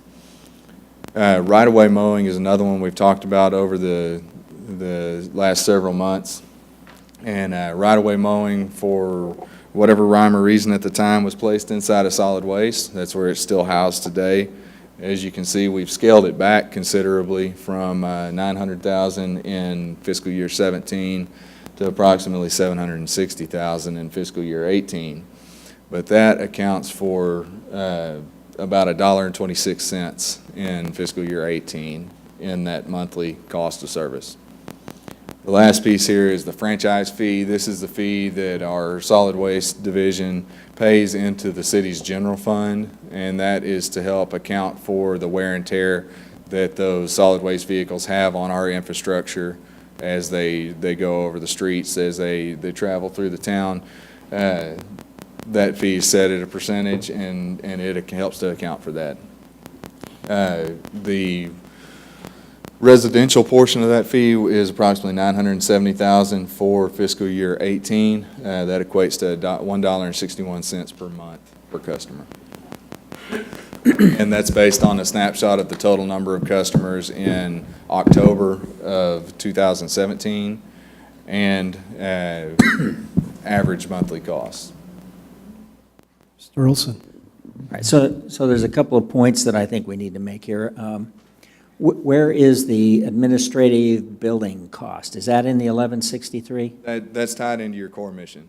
Okay, so if the council were to decide to go out and privatize and request bids on this, we would still be collecting the franchise fee. We would still be doing the residential mowing. We would still be doing the free services. And so the competition would be against the core mission, which is the 1163. And I'm not sure, depending on how we wrote the RFP, the billing cost would probably come out of that 1163 as well. So that would be, when you compare apples to apples with the city collecting the solid waste and a private sector provider doing it, that's where you'd make the comparison. And I think that's very important, because if you were to do an RFP or a request, they would not take into account all that. And then if you look at the initial price, you're going to look at it, wow, it is a good price, but we're missing a lot of stuff that Correct. is not there. Correct. So what you'd end up doing is if we privatized it, we'd get the private bid, and then we'd add all of these other things on to get a final price to our customers. Yeah. Does that make sense? All right. Mrs. Nash King? Yeah, Mr. Olson, what I like about it is that the services that they're providing to us are free. And if we go private, they're not going to provide free services. And I like the point that we have control. If this not working, we can take this out, or we can add more, we can adjust it. We give up that control. So I was talking to Mr. Mayor Pro Tem about the changes that you have made. It's remarkable. I mean, awesome job. I mean, there's always room for improvement and everything. And there will be a few more improvements. Yeah. Mrs. Fleming? Yes, could I ask our city manager, so in other words, after this beautiful presentation, are we going to allow the private sectors to come and do a presentation, to the city council to kind of compare, like you say, apples to apples, and see just what their RFQ is going to do, or just what their presentation will match ours, and just see how we go? Are we going to allow those? I'm not sure that would be the approach. I think what we need to do is, hopefully we've done enough homework here that the council can make a decision whether you want to do an RFP. And I think what we would do, if you directed us to do it, would be to prepare a request for proposal, get proposals, and then talk to the council very specifically about what those bids or those proposals were. So at the end of this presentation, or at the end of whatever discussion we're going to have, I think the question to the council is, do you want to go forward? Do you Yeah. want to go forward with a privatization, or do you want to stay where we're Keep at? what we got, because I think that they've created a sense of efficiency, and maybe come up with a way, because I think, seeing what's happened, I think it was needed that the staff go back and create ways to be more efficient, and maybe find a way to periodically, maybe every couple of years or something, come back and do something like that so it doesn't run away again. Because I think, it's something positive that came out of this, because it's great. Everybody went back, and even, the staff, they went out and found ways to make more efficient ways to do their job and stuff. So I think. The only reason I'm saying this is that I think we owe our citizens an opportunity to see just what else is out there. I like what we got now, but, it's just not about me. It's about our citizens. We work for them. We work for the citizens that put us here. And I think we owe our citizens a responsibility to let them see what the presentations are, and let them help us to decide. And I mean, we council members can sit here and say one thing, but if the citizens may want something else, that's all I'm saying. David, they've done a great job. Mr. Olson, you're doing a wonderful job. But that's all I'm saying, you know, we can say, yes, let's don't go any further, let's leave it like it is, move on. That's too easy. And all I'm saying is, let's give our citizens an opportunity to see what maybe the private sector can do. They may not even like them. We may tell them, go where you came from. You see what I'm saying? But we do need that opportunity to give them a chance to come forward. And I think that's all I'm saying. And that's my little 2 cents. Mr. Harris? I was going to kind of, well, basically agree with Councilwoman Fleming in that because if a private contractor comes up and says we can match that or we can beat that rather, then I do want to give them the opportunity to try to present what they have, because like I said, like she said already, you present both sides, like you said, apples to apples to the citizens, and that right there will be a matter of clear transparency in the fact that we don't just say something, but we prove something. And I know that some people in the council rather just say something and just say everybody takes it like it is, but I still think that that transparency, that proof is better placed when we actually allow for the private sector to come in and try to give an opinion, because it's a possibility they may say we can't beat it. That's a great deal. Or there's a possibility that they may say, hey, we can do this, but we can do more or something like that. So I'm open to allowing private sector to come in and just show us what they have, and then at the same time, we definitely can make a more informed and educated decision and be more educated and informed on how to explain it to citizens that don't make it to the meetings or anything like that, instead of that possible, oh, there the city is going again, doing this and doing that, or so forth. Mrs. Nash King? Mr. Mayor, I've been on this council probably less than 7 months, and I understand. My concern is this: it's always a conspiracy of transparency. We misuse those words. We just throw them in the atmosphere, and wherever they land, they land. Not taken under consideration. We have put this staff through for the last year or two on the edge of concern and worry and stress. And am I going to have a job? Am I going to be able to feed my family? Everything that we have asked this staff to do, beyond, they have gone. And then every time they bring it back to the table, I wasn't here 2 years ago, so I'm a newbie, so I'm learning quick. So that's 2 years ago. You got it, you don't, you don't. And now they bring it to you. They made all the cuts and cut and cut and cut until you cannot cut anymore. Why this conversation didn't come up a year ago? Why waste their time, get their morale up, get their hopes up, and then now you're going to say a comparison?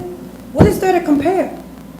I mean, I can understand what the citizens want. I do. They should be our top priority. But we, the council, asked for this.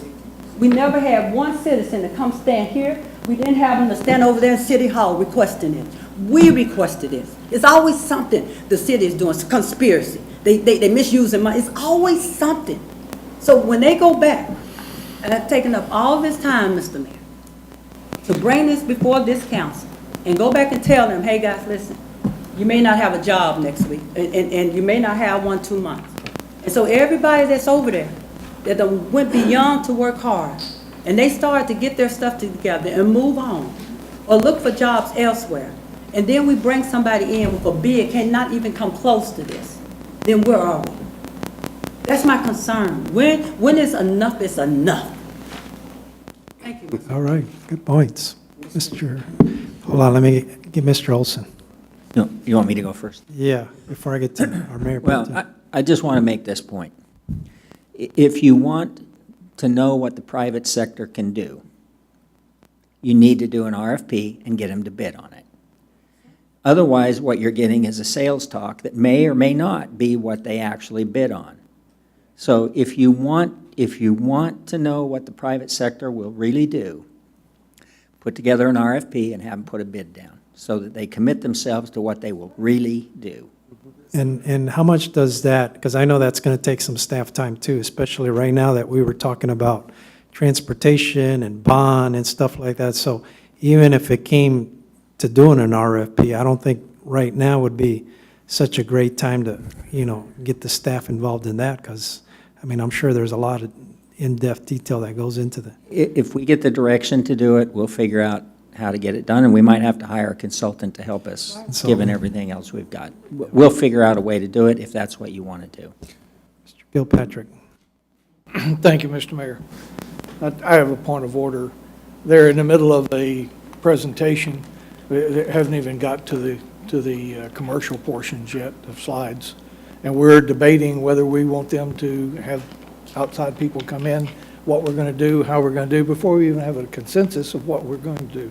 I'd make a point of order that we allow them to finish their Well, presentation. I'll take that point of order. I agree with it, and let Mr. Olson continue on, so let's let him go through the slides before we come back and make comments, because I know there's going to be a lot of questions here at the end. So, go ahead. We've got about 5 more slides left here, and then we'll be to our conclusion. When we look at our residential services, we compared to multiple cities, what we termed our benchmark cities across the state. What I highlighted here, though, were just some local cities that folks are familiar with. You may know someone that lives there. You may have friends or family there. If you look at this first column, it identifies the city. The second column you move to identifies whether that collection is done by a private sector contract or whether it's a public sector, meaning it's a city service. Third column there identifies your monthly fee. You'll notice that Killeen is the only one out of these 4 that has a tiered structure. One thing you have to keep in mind when you look at Temple, and this is going to be across the board with residential and commercial fees, Temple has a landfill. Their haul and disposal contracts are going to be lower because their access to the landfill is much more readily. They much have a readily available access to that landfill. They have no transfer station. They have a different type of operation there. But I went ahead and put them in here because they are local, and it's something that people can compare to. When you look at Killeen offers our free bulk pickup, free brush pickup, free annual collection event, and a monthly disposal at our transfer station that's free to our citizens. Of the other cities, you have Temple and Coppers Cove, both offer bulk and brush pickup, but they don't offer an annual event. They don't offer a free disposal for their citizens. All of the other cities outside of Killeen, though, do offer a curbside recycling program in conjunction with their residential program. So you look where we have additional free services here. Our closest neighbor, Harker Heights, is a private sector. This is a private contract that collects their waste at $18.33 per month versus the comparable rate for us would be $19.78. That gives you somewhat of a comparison of what a private sector could look like, keeping in mind that we had dollar amounts associated with some of these other services that Killeen offers that they do not. But Harker Heights does have a private thing. Harker Heights is a contract with a private company to collect their waste. Mr. Mayor. Mr. Gilpatrick. Thank you, Mr. Mayor.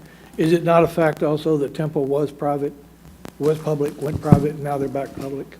Temple did an RFP for both services. They ended up privatizing their commercial service and retaining their residential services.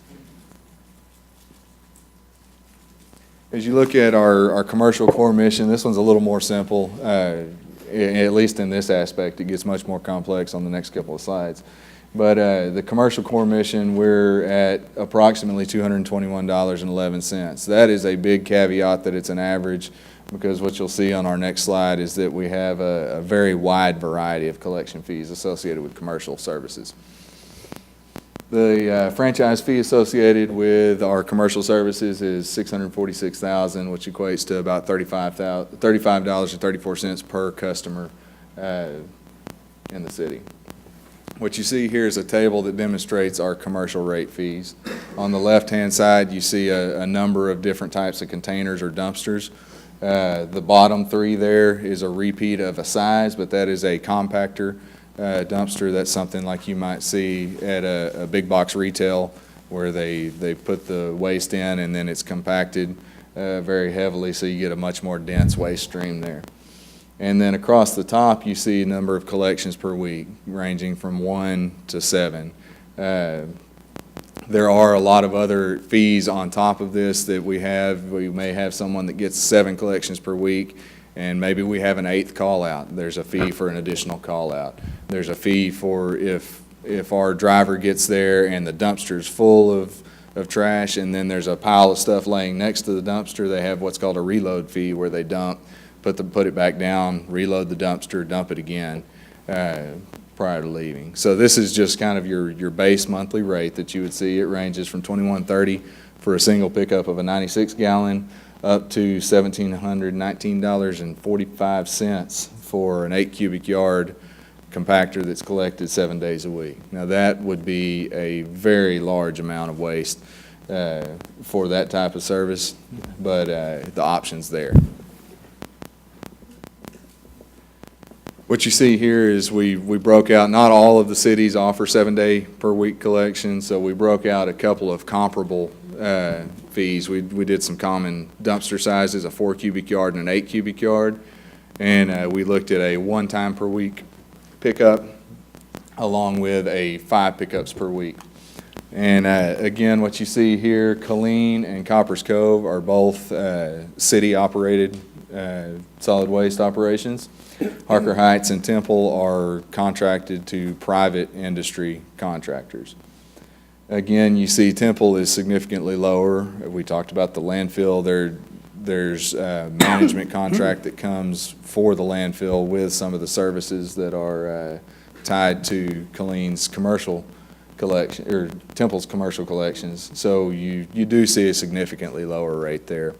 If you look at Killeen versus Harker Heights, which is our probably best comparison for public versus private, you can see that we're able to beat those prices in some cases, and then in other cases we're maybe a few dollars higher. But we are by no means significantly higher than either of those prices.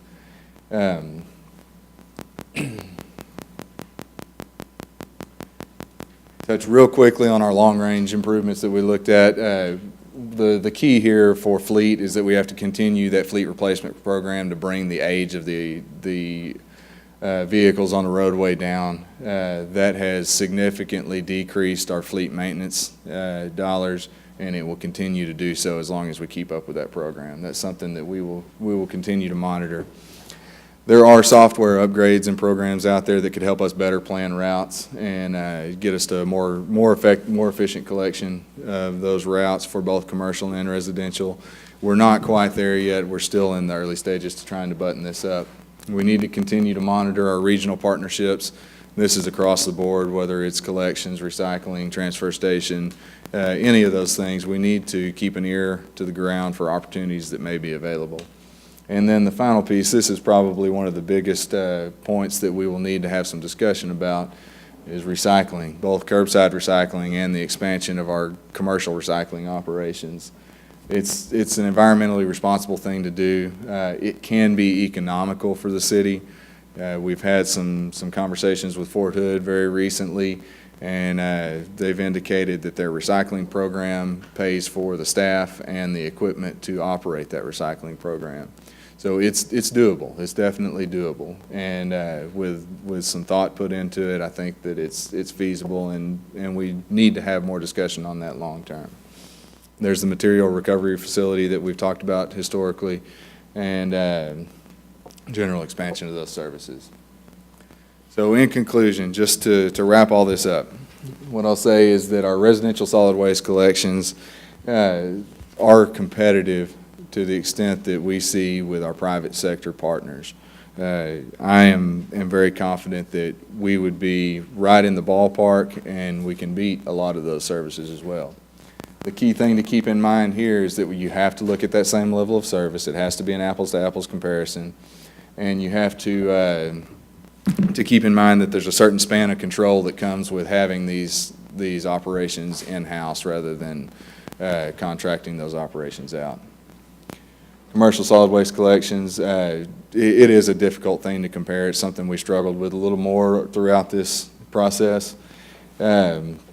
But the evaluations generally show that given the same level of service and the relatively the same circumstances, we're competitive with private sector rates, and we strongly feel that continuous evaluation on processes across both residential and commercial will yield additional efficiencies and improve services across the board. That's all I've got. Mr. Rivera? I got a couple of questions, but before we do that, can we go back 3 slides where you spoke about commercial rates? Now, One more? no, you're in the right place. Okay. I don't know what kind of formula you all use to do this, and you compare prices and so forth, but do you consider the commercial population for the amount, because when I compare Hartford Heights with Killeen, with establishment that they have and we have, it's not orange to orange for me, or apple to apple. We got way much more for $5,000 different. You see what I'm talking about? That's a monthly Yeah, the fee monthly for a fee. single I establishment. understand that. That's for one establishment. That's for one establishment. Okay, I That is- apologize, then, If your business Got were to it, say, I got want, it. Got it. gotcha. Don't have to go through a lot of hassle. The conversation we have earlier, I think, Mr. Olson, you've been around about a year now, close to a year. About, yeah, We- 9-10 months. We've been talking about this privatizing about 2014, 2015, in and out, because we were not satisfied. We wanted to see something different. And we went out and hired a new CEO for the city / city manager, which has come to our city and make a lot of changes in different department per se. And they've been very positive. Now here he comes, in this particular department, with something positive that we asked for. And nevertheless, we want to oversight what our CEO from the city has to say.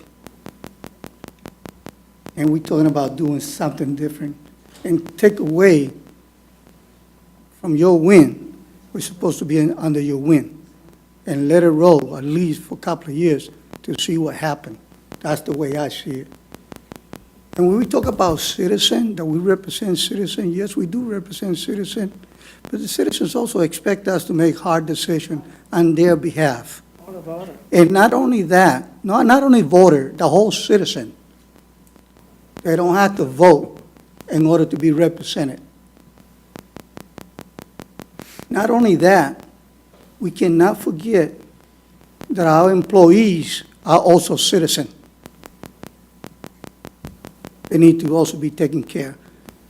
Out of all this, I just saying, we went out of our way and we hired the best CEO that we could find for our Mayor, city point of order. I thought we was going to to discuss this run, later. to run our citizen.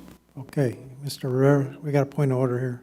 I don't know what the point of order is because she was the one talking about it, All right, hold on. okay? Mr. Rivera. Don't get in, the point of order is when you guys start talking to each other. Don't be talking to each other.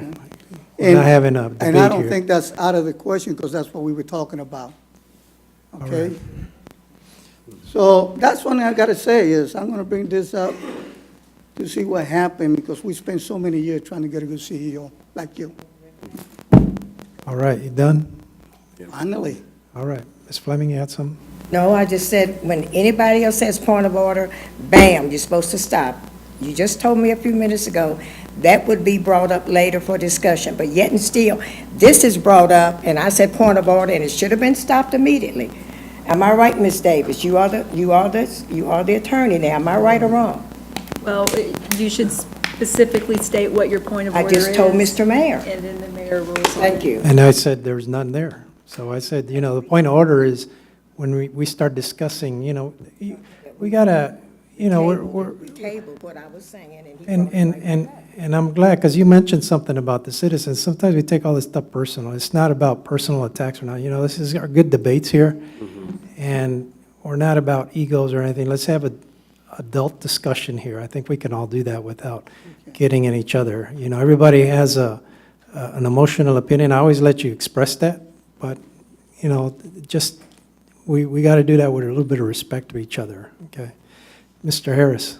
I just want to make a quick correction on something that somebody insinuated earlier. Just when we expressed interest in letting outside, privatized business come in and talk about it, and somebody made the suggestion that, about employees losing their jobs. Of course, I will say on my end that that is not my plan for any employees to lose their jobs, because I know that there have been some that said they will retain the employees, and everything would be worked out on that part. But like I said, so I just wanted to make a correction on that. And also, as I heard one council person saying, when Mr. Olson was saying, that would require an RFP, we should do an RFP, and that person was saying, that's right. Then I. Hold on, again. Okay, wait, I'm just. Point of order, everything should be directed towards you, it should never. That's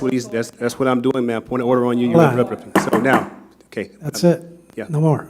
Okay, so I'll just. Continue, hold on. Okay, but I was saying that even as he said the RFP, then I also would have, like I said. Okay. Got it. Okay, thank you, sir. Good job. Yeah, direct everything to me. I can take it. Yep. Mr. Okray. Yeah, thank you, Mr. Mayor. And y'all better take a Snickers for a minute, because it might be a while.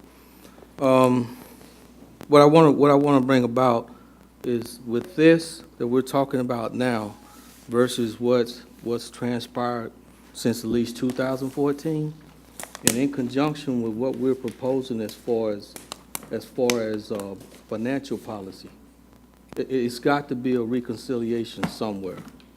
And I say that from the standpoint, in December 2014, the council was presented a solid waste master plan rate study, a draft one, and then then we come back in February of 2015 with the draft of that, and then we kind of just sit there for a year or so, and then we come back with the solid waste master plan rate study, a feasibility study.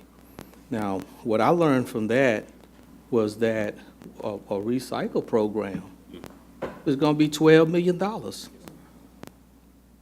But along with that, we made some purchases of some vehicles to the tune of about $2 million, for the solid waste mission, okay? Now, in the last budget, FY 16-17, we eliminated the curbside pickup because it was a cost-saving measure, because it was a 1%, less than 1% of the customers were using this, and that was something that we realized as a necessity to meet a budget, because if you remember, we were chasing an elusive $8 million larcenous monster that never existed. And so this is where this discussion about outsourcing, privatizing, where it all came out. Because we were looking for ways to save money. And I believe our auditor at the time came and told us about some things about if we were to privatize. We heard things about a check being cut to do it privatize, but that amount may not do what it could do as far as replacing our solid waste program. Okay. Now, full disclosure, I've talked to private companies who deal in solid waste, and my understanding is this. Is that, and this is just one, because we're talking about apples and oranges. Now we're talking about apples to apples, $12 million for a recycle program versus what I understand that we could get recycled at the same rate that we're paying right now, under that, $18, $19. I would like to know what that is, and if that's possible, because we're not growing in landfills anywhere. They're not growing, they're getting full. They are getting full. And there's also something with this, with 195, with the thing, that thing could be monetized. It can be monetized. So, and what this council did, we did something either consciously or unconsciously.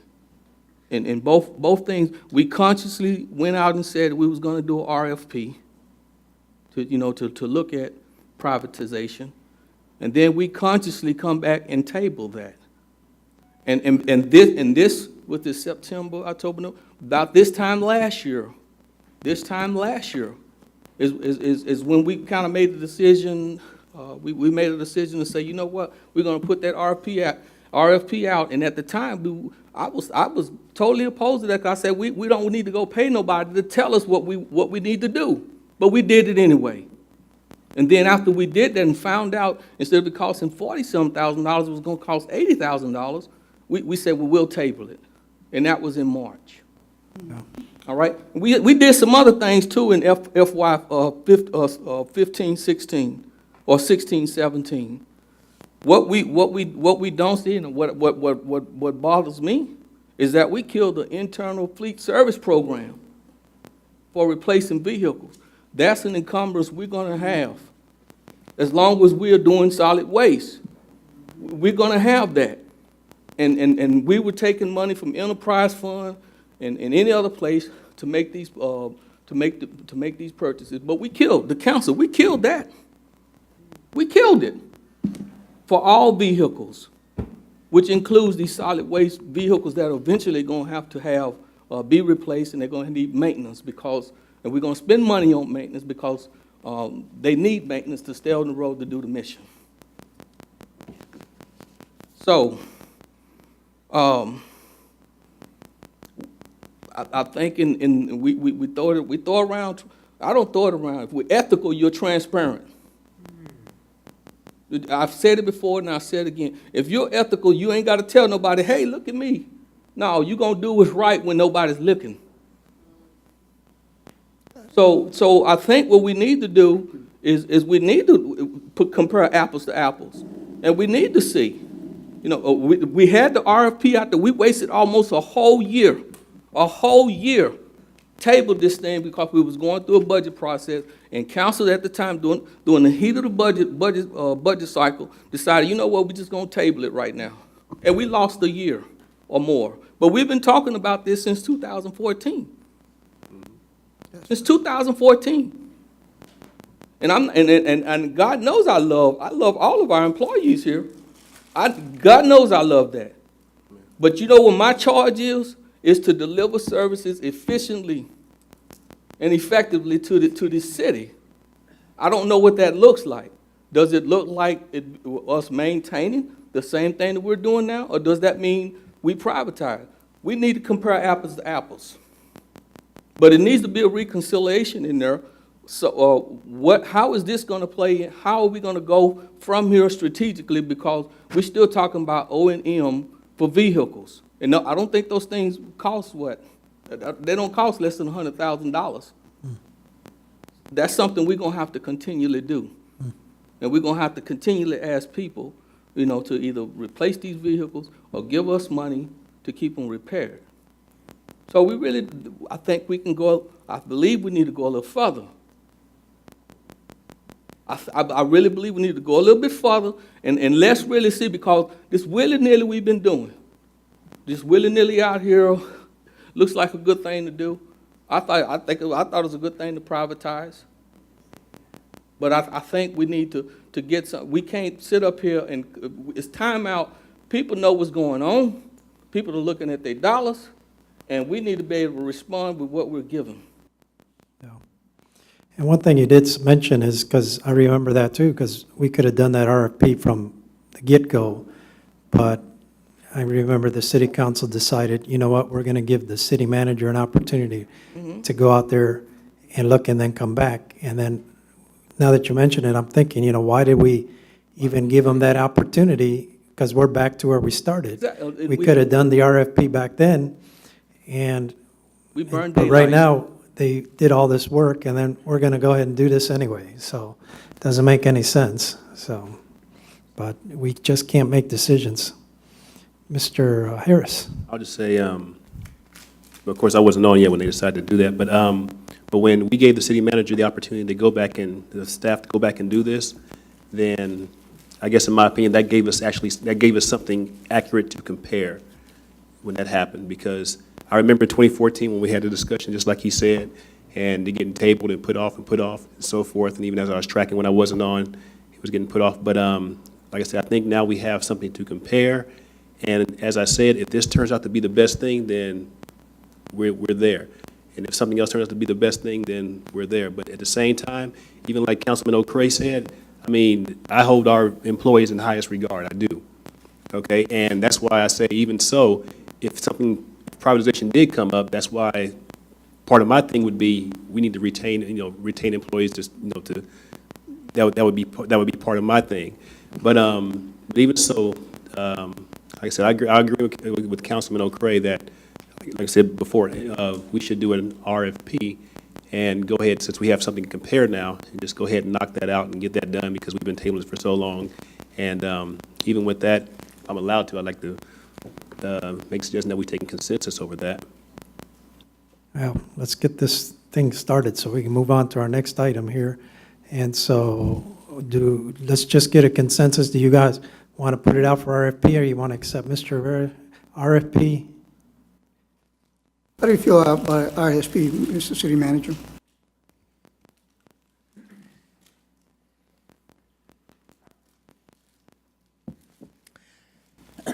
I think in the last 6 months or so, we've made the solid waste operation about as efficient as we can in that period of time.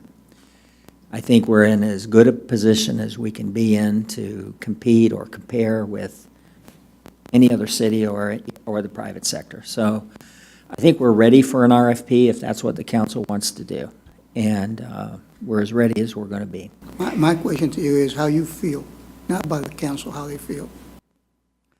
I hate these questions, Mr. Rivera.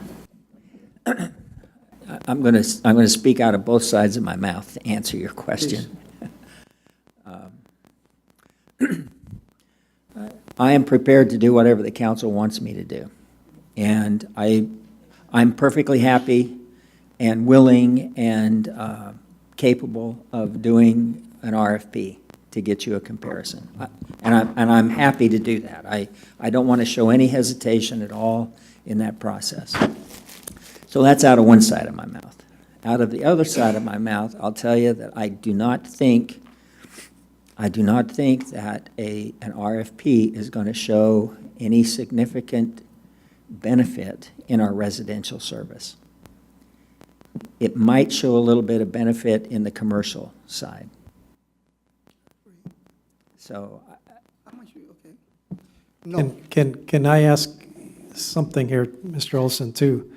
Now that the city has come up with this presentation, and for me, normally an RFP, you put it out, you set out what you're looking for, and then you get back your bids. So, now that we put this out, are we at a disadvantage where somebody can come in and look at our numbers and say, this is what we have and I can beat it? Because like me in sales, I always like coming in last because I always ask what the other people did first, and I can beat it even if it's by a little bit. And so, I don't like to be first. And I think this is all public information. I'm pretty sure that private companies either have or could get this information anyway. But it does come back to when we do get proposals and we evaluate them, you've got to look at the sustainability of the proposals. You've got to compare apples to apples. One of the things I've learned over the years of doing privatization contracts is that you absolutely have to have competition in the marketplace. It is once you've transferred out, laid off, fired all of your employees, once you've sold all of your equipment, the only thing that keeps you viable at that point is competition. So a private vendor has to be able to compete with other private vendors. It's the only thing that will keep you viable. So So there are a number of things you have to evaluate once you get the request for proposals, and it's not terribly hard, but there's a whole process that you ought to go through to do this correctly. Yeah. All right, so getting back to Mr. Herrera? Well, having the city manager we have in our city, I say no. No. Mr. Harris? Yes. Mr. Johnson? Yes. Mrs. Fleming? Yes. Mr. Okry? Mrs. Nash King? Mr. Gilpatrick? Yes, so I think we got a consensus 4-2 and undecided, yes or no? I was decided a year ago. So yes, Yeah, I was decided a year ago. so we're good. So we got a consensus that we want an RFP, so staff will put something together to put that. So, thank you. Mr. Olson, I think we're done, right? Do we need a break? Let's take a 10-minute break. We only got one more thing on the agenda. So we're going to go ahead and continue our workshop here. Next item is DS 17-116. This is a planning session, review and discuss financial policy. Mr. Locke, this is on you, so this one's yours. Thank you, Mayor. Hopefully, we're just going over the changes, right? Yes, sir. He's a money man.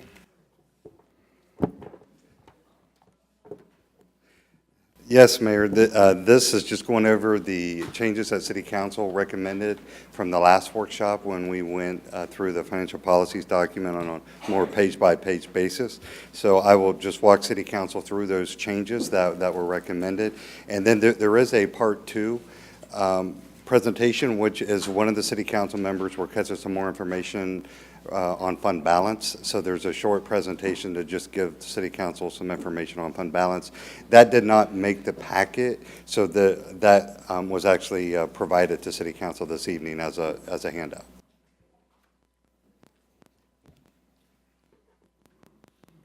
So moving through the changes, the first changes we find is actually in the table of contents.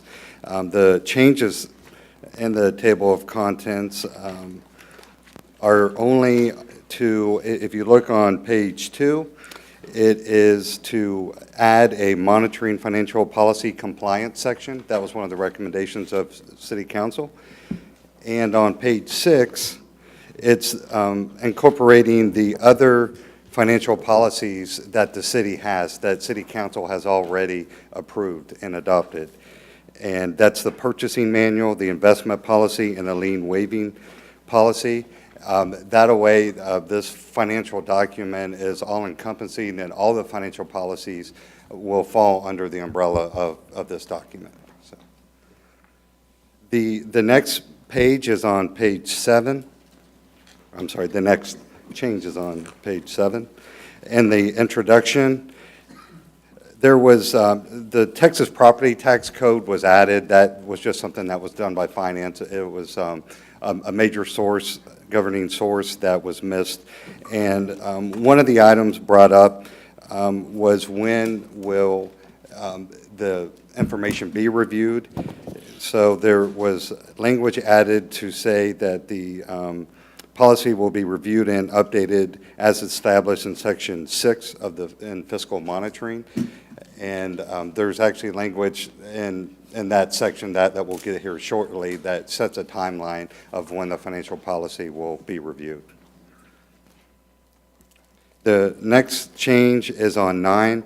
There was a recommendation that a budget timeline be added. There's a lot of dates associated with the budget, and it can get a little overwhelming when they're scattered throughout this document. So this budget timeline identifies the important dates, and actually it begins with the review of the financial policy, and you'll see that is scheduled to at least begin no later than January 31st of each year.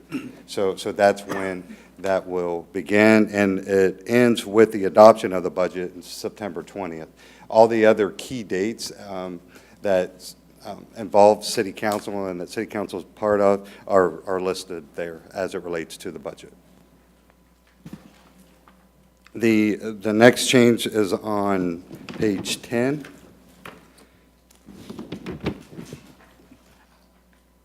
And that change actually just was a recommendation to change the governing body language to city council, so that change has been made. Moving on to 11 in budget adoption. There was some confusion because the way it was written the first time, staff tried to combine two separate city charter section numbers, section 58 and section 59. So those were separated for clarity purposes. So it reads how the city charter wanted or governs us to follow the budget adoption.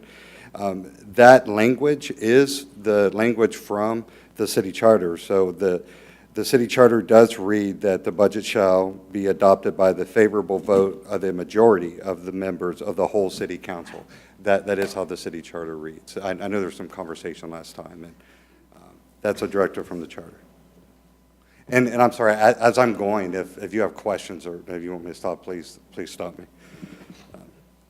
The next change is on page 12. And that was, there was, the way that it was worded used debt service in some areas, interest and sinking in others.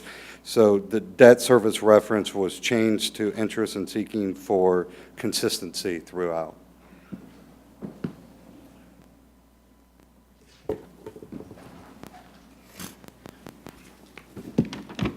Page 14, there, for clarity, this was reworded. The way that the wording was, it sounded as if we were reducing fund balance in some manner. And it was reworded just to show that what we're actually trying to do is minimize the amount of reconciliation that is needed to produce the government-wide reports.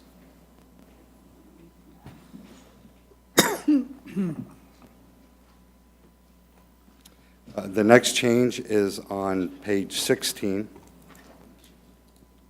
Under Section B, compliance with city council policies, instead of the financial policies, that's been changed to all. And also the requirement that the review will begin no later than the end of January. So by the end of January, the document will be reviewed every year. There's also been the added Section C for monitoring financial policy compliance. At the beginning of each audit, the external auditors will approach finance and they'll ask for any financial policies that we have. So this financial policy document will be provided to them, and that's where their testing will begin. So they will test our staff's compliance with the financial policies that City Council has adopted. And if we've strayed from that in any manner, then that will be shared with City Council through the management letter during the annual audit process. So that is one manner that on an annual basis that compliance with the policy will be reviewed. The second way is at the request of City Council through the audit committee.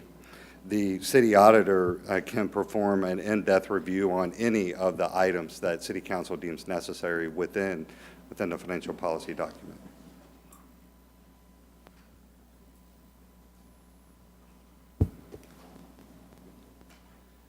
The next change is on page 17, and it is on financial reporting.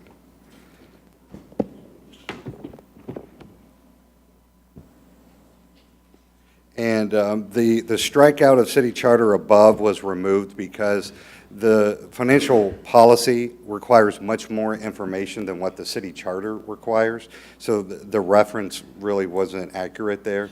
We're certainly we're going above and beyond what the city charter requires in the monthly report.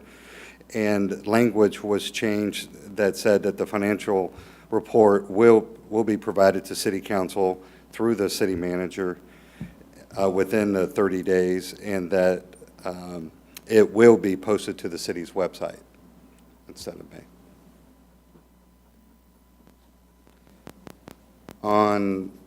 In Section C, this language was revised to read the same as the city charter requirement, and this is as it relates to the external audit that the city has performed and what duties that auditor would perform. This is a requirement from the city charter, and we thought that was the most appropriate source to follow. On page 18, under section E for internal audit, this was revised so that the findings will be submitted to the audit committee, and any of the findings will be implemented or be the responsible of the city manager's office for implementation. So that would be the process of any findings that come through the internal audit process. On page 20, under investments, we added that the city shall have an investment policy, and that is one of the items that is attached as an appendix to the document. So we just wanted to reference it in the document that we will have one, and it is attached as an appendix.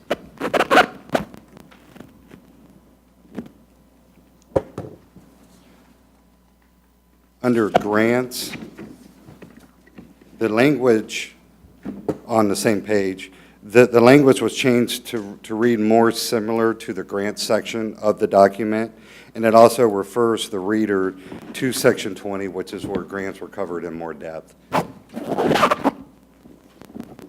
On the next page, page 21, under section H, the owed was just inserted for clarity. It, I think for clarity purposes, without owed the city, the sentence didn't flow correctly as we intended it to. And in I, the city manager or designee has the authority to authorize the write-offs was inserted.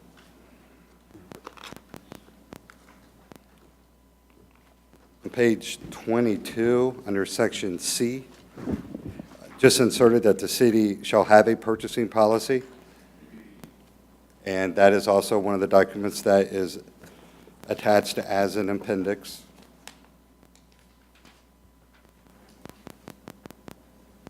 Now we're going to skip to page 49.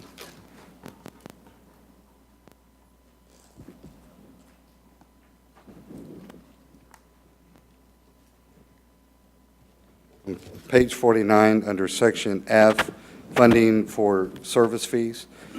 The wording was changed that the city will work towards building the cost of e-payments into the cost of products and services instead of the city will do this. I think there's more discussion that needs to be had surrounding that topic. And so that is just a goal of the city to move in that direction, so we will work towards it.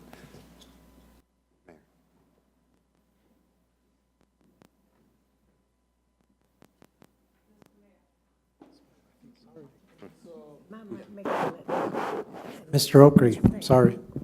On the paragraph F, how much does it cost? Is this not, what is the cost involved with that? Because I remember it was like a virtual credit card. What is the cost there? For the service fees, it's a $2 fee that citizens pay when they come in for the transaction. I thought you were talking about when city the payments for the city made. Yes, sir. That's actually what this is getting at. The citizens currently pay it, and what we're going to work towards is to just building it into the fees of our services, so that they're not. It's not an add-on fee. It's part of the services that the city provides. Mr. Olson. Let me give you a little bit additional perspective on why this is more challenging than just doing it. The impact here, the way it works, the way the state law works is when you pay a utility bill, there is an additional fee. That additional fee, by law, goes into the general fund, not into the utility fund. That's about $500,000 a year. So the general fund is receiving $500,000 a year, which if we immediately change this policy, the general fund would lose that. And given our financial condition, that is too hard, that's too big a shock. So we want to get to a point where it's built into the cost of the service in a way that the general fund does not have that kind of an immediate fiscal impact. So that's what we've got to work through. Thank you. Mr. Herrera. I was in the city council when we did this. I think it was around 2009 or 2010, about the $2 fee. If I'm not mistaken, that conversation during that time was also because the charge of the Visa MasterCard charged the city. And then we had because the city didn't want to repay that Visa MasterCard, you didn't want to carry. So we decided it was more cheaper for the consumer to pay $2 fee instead of the regular fee that Visa and MasterCard do charge you. Am I right or wrong? Okay. I don't know the exact flow, but there is a connection in what you're saying to the problem that we're dealing with here. Okay. Continue on. The next change is on page 51. And just clarification on how financial consultants and other consultants that provide financial services to the city, how they would be procured. If it's a professional service, they'd be procured through a request for qualifications, and if it is a non-professional service, it would follow the competitive bidding process. The last change is on page 59, and that is just where the appendices start, and the three policies that City Council has already approved are attached, the three additional policies. Any of the other changes were just grammatical that were noticed in error. Any of the changes that were made were all strike through or highlighted in blue if language was inserted in the revised document draft that City Council received.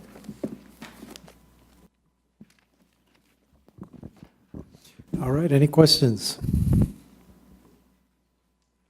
There is a part 2 presentation to this, and that is on fund balance. Fund balance, that's the handout everybody Yeah, and that's got. a handout, yes, sir.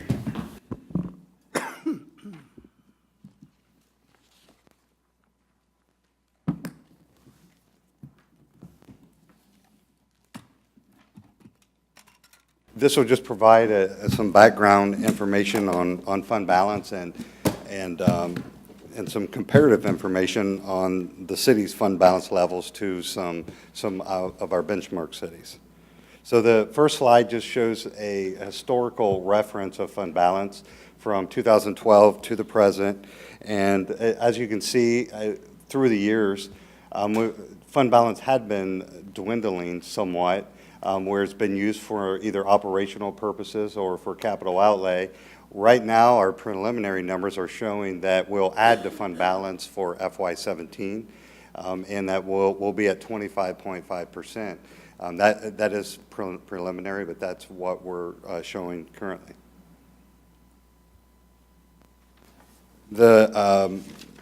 The next slide just poses the question why the city needs a fund balance. And there are three primary purposes that the city needs a fund balance: emergencies, working capital, and by working capital, we're talking about liquidity, just being able to meet all of our obligations, and financial strength, which is important with bond rating.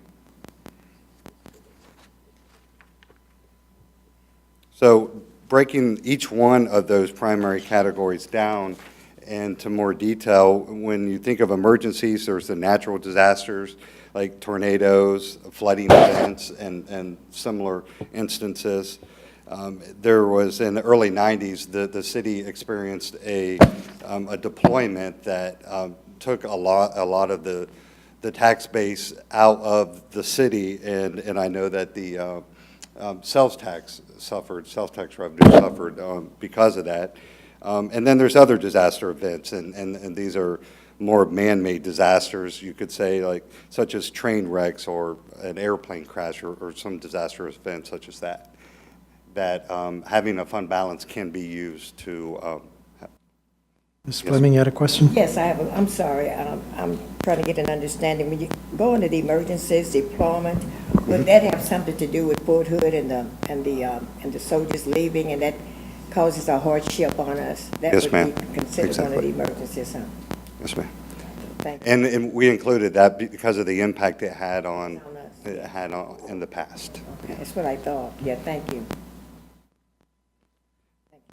Under the next section, working capital, the peaks and valleys in revenue collection, approximately a third of the city's revenue for the general fund comes from property taxes.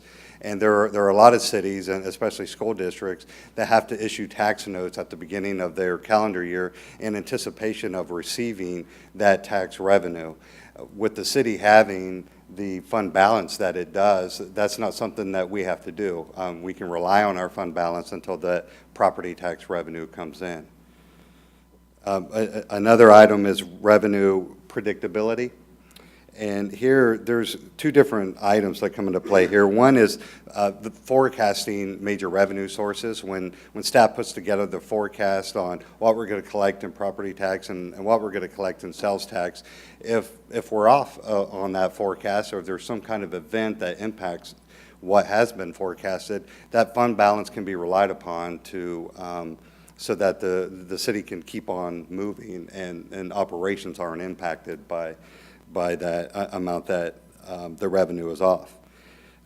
And also state policy changes comes into play here, especially with, council is very aware of the changes and recommended changes from the state legislature as it relates to property taxes. And if, when the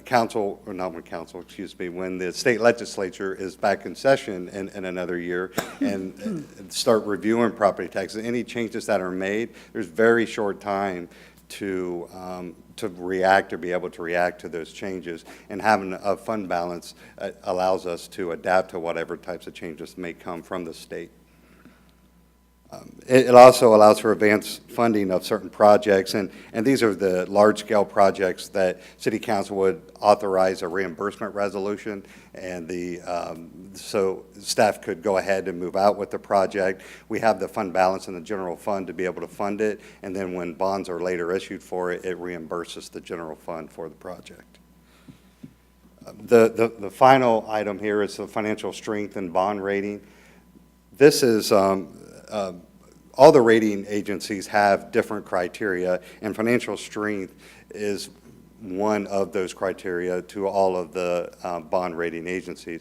It makes up approximately 30% of our overall bond rating score. And you know, we've reviewed documents where some other rating agencies actually give bonus points for municipalities that have a fund balance in excess of 30%. Which isn't something that we're trying to get to, but that just kind of stresses the importance to the rating agencies of fund balance, because ultimately what they're trying to do is rate our ability to repay a debt. So if something happens, do we have the financial reserves to continue to make debt service payments in lieu of any of these national events or any other type of impact to the city? That's a question that we had put out to, what's our investor group that does that? I forgot. But yeah, and we had asked them when we were considering lowering it, if we were to lower our fund balance, how would that affect our bond rating? And his response was, it depends on your policy. And that's kind of what, I was surprised by that answer, but he says if your policy says you get an 18%, and you're meeting that, then the bond rating agency looks at that as favorable. So I thought, like you, I thought the higher the better, but according to them, it was not the case, so I don't know. Yeah, and the bond ratings are extremely subjective, and every city is different. That, you know, when they rate, every city's circumstance is different. And yes, that is what Dan Wegmiller shared with council.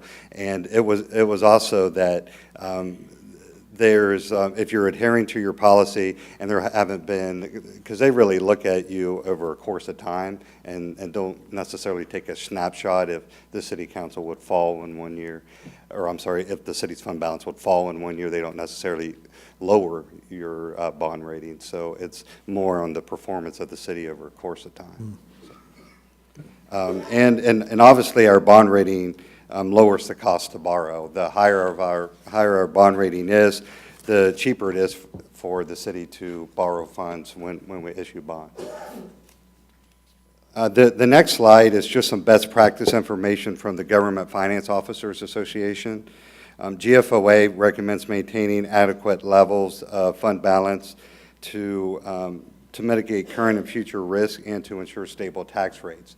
That is the GFOA's recommendation, and their level of recommendation is a minimum of 2 months, which works out to be just under 17%. Within their best practice, they do state that governments may require a level of fund balance that's significantly higher than what they've recommended. That is just the minimum that they recommend, since every government is different. Some factors that their best practice has for consideration kind of mirrors what we've already discussed: the predictability of revenues, the one-time outlays, the natural disasters, and the immediate capital needs, a potential drain on the general fund from another fund if that were to arise, if the general fund needed to subsidize other funds, as well as the bond rating impact. So those are the considerations that GFOA has. So the last 4 slides actually just show a comparison of the cities that we benchmarked ourselves against during the budget process. These are just the cities that are like-sized cities that are more comparative. The first slide shows what the required target is for each one of these cities. And so the highest required target is McAllen at 38%, and the lowest, you can see Mesquite at 15%, and Killeen is about in the middle there. If you averaged all of those fund balance requirements together, the average is about 22%. So Killeen's minimum requirement is about what the average is amongst all of our benchmark cities. The next slide shows what the actual fund balance percentage is for all of those cities, regardless of what their requirement is. So for the city of Waco, they have over a 47% fund balance currently, even though I believe that their requirement is 18%. Crazy. Yeah. And the city of Mesquite is just right above theirs at 15%, 15.4%. The city of Killeen falls in the middle here with 25, and if you averaged all of those together, it's just shy of 29% at 28.8. Is the average of all of those fund balance.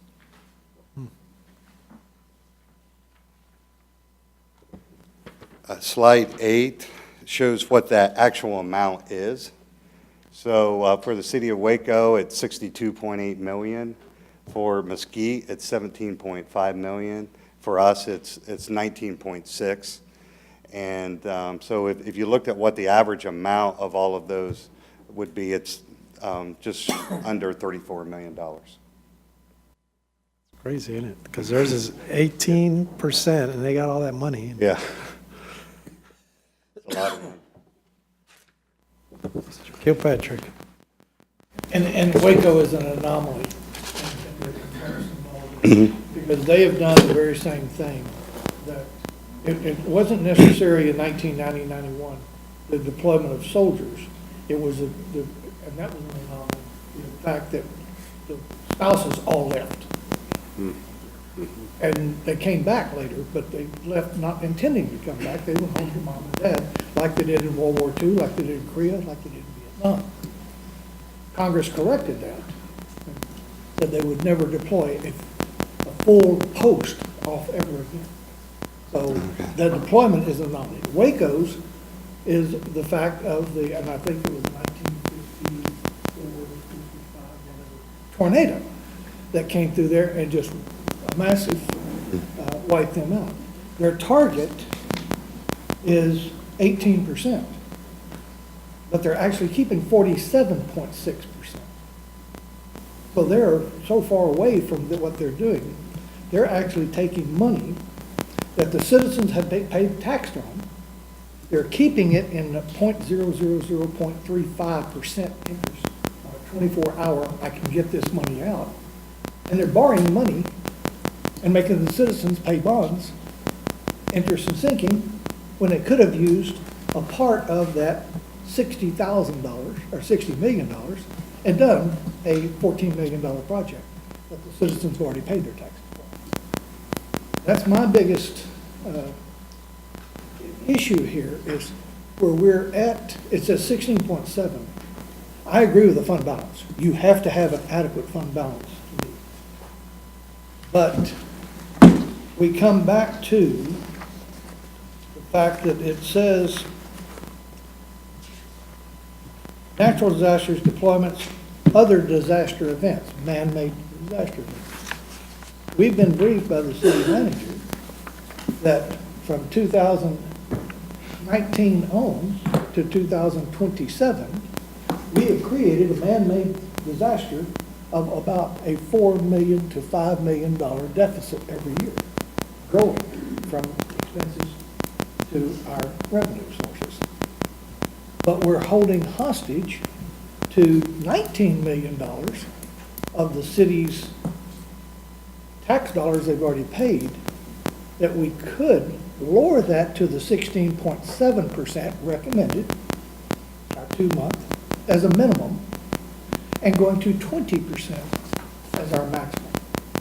We would still have about between 16 and $17 million in that fund balance, which would keep us our 2-month operating expenses to be paid.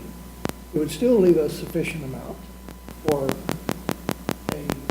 capital investment. That's all I'm saying is why are we borrowing money for projects, bonds, that we have to pay interest and sinking for the next 20, 30 years, that gets us in the problem, when we would be able to reduce that policy to what is, and if you looked at the averages are from 25 to 33 that we've had here. But if you look at the statistics are great, the average target is 22, but they go from 15 to 17 to 18 to 20 to 20 to 22 to 25. So if we hit a 16, or maybe go to an 18% to a 22%, which we've been, you still free up some of those tax dollars to do what we've had created, a man-made disaster, in our spending more than what our revenue is going to come in. All right. Thank you, Mr. Mayor. Mrs. Nash King. Sir, is this up for discussion, or are we gonna wait till you finish this slide before I give input? No, you can give it up. Okay, thank Go you. ahead.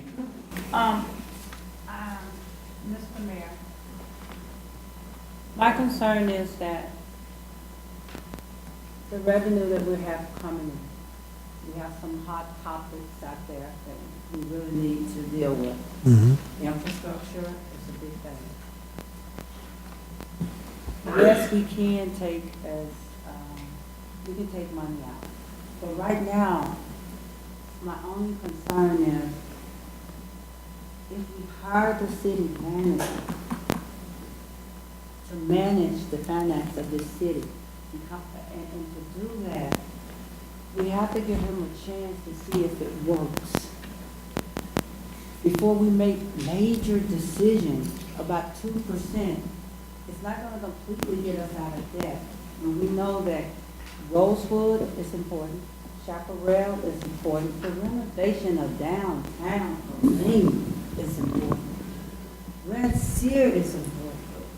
So if we're gonna take money out just to pay down debt, I would like to see it to go to some of these projects that has been in much need of repair, especially the renovation of downtown. Yeah. With, I'm sorry, what do you- No, continue. But that is not my recommendation. I'm just saying, Debbie, just to give him the opportunity to work this budget the best he can with what he got, with all the other items out there that's on our agenda. And I think you're right. I think, I'm sure that the city manager has his ideas and will present, so we just got to let him do his thing and present it to us, and then at that time, we can debate it. But I don't think we need to debate it right now, so. Mr. Kilpatrick? Thank you, Mr. Mayor. I was not playing. I was not explaining myself enough. I never said to pay off any debt. That's not the reason to reduce that fund balance. It is to have money that the taxpayers have already paid to do the CIP project for Rosewood, instead of borrowing money to do that. It is the way that we can pay the one taken off the agenda for the city council tonight is buying a protective vest for police officers. Yeah. And we're looking and saying, well, the primary question is, how are we going to pay to maintain that, pay for those in the out years? We've already got the money, but it's held hostage that we can't use that money to do out-year financing. We get a grant, they're going to say we need a 50%, we need a 20% commitment. What's got us into trouble is we've never had money to do those out years. We just gave a percentage of employee raises, and then we found out in 2016, 17, 18, we couldn't pay for it. The money's there to pay for those. It's not to pay down debt. It's to pay for what the council says the city needs. The city manager comes and says, it's the council's responsibility to establish that fund balance, not the city manager's. His responsibility is to operate within the parameters of the policy we provide him, with his input, but not his decision.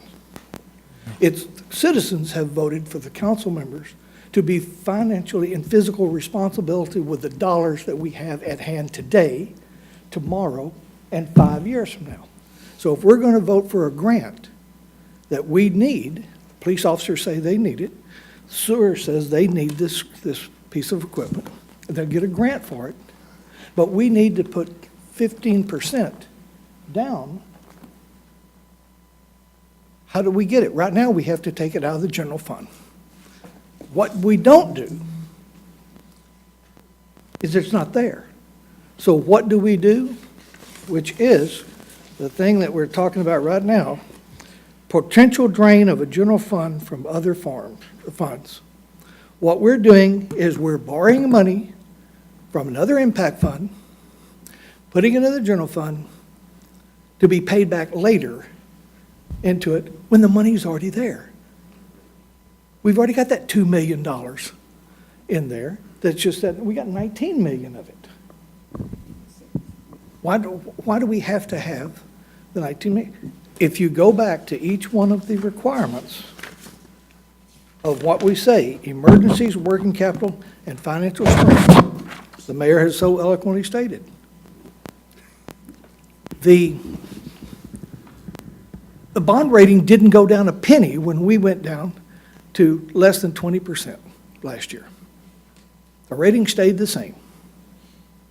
It was in danger of going down because we weren't following our policy, not because we didn't have money.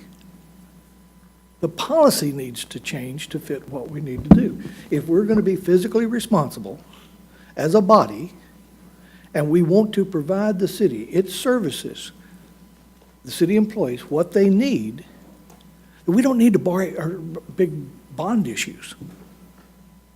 We need to spend the money that we wisely have now. I don't think any one of us in our personal accounts would sit there and go borrow $18,000 for a car if we had $175,000 in our bank account. Well, you're making good points, but I think that's something that we can discuss later on, whether we want to lower our general fund balance or not. And I think, you got to give the city manager an opportunity to make a presentation to the council and see which way the council I decides. apologize, Mr. Mayor, I thought this was the presentation, that No. we were going to have some consensus note now. No, I don't think so. I don't think we're going to have, we had a presentation on changing our bond. Because we didn't discuss. Our general fund balance going up or down, right? No, I think that is what we're talking about. Yes, sir. Yes, sir. In the financial policies, we wrote the financial policy according to current practice and current city policy, which is having a fund balance of 22 to 25%. We put that in the policy, and last week when we talked about that piece of the financial policy, the question was raised, is that the right number? And so this presentation is to address that question, is it the right number? Do we want to stay at 22 or do we want to go up or down? So I'm sorry. The range of 22% to 25%. Do we want to make another range that might be 18% to 22%? Or do we want to be able to extract a portion, a small portion of that reserve, that fund balance, to be able to use to offset our deficit in spending between expenses and revenue now that city manager has already done an outstanding job in presenting to us what challenges we face from 2017 to 2027. We got to have more revenue, or we can change that fund balance, this council does that, to where we then free up $2 million to put into there to try to offset some of that spending. The city manager still got to figure out how to do that whole deficit as those lines go like this out to 2027.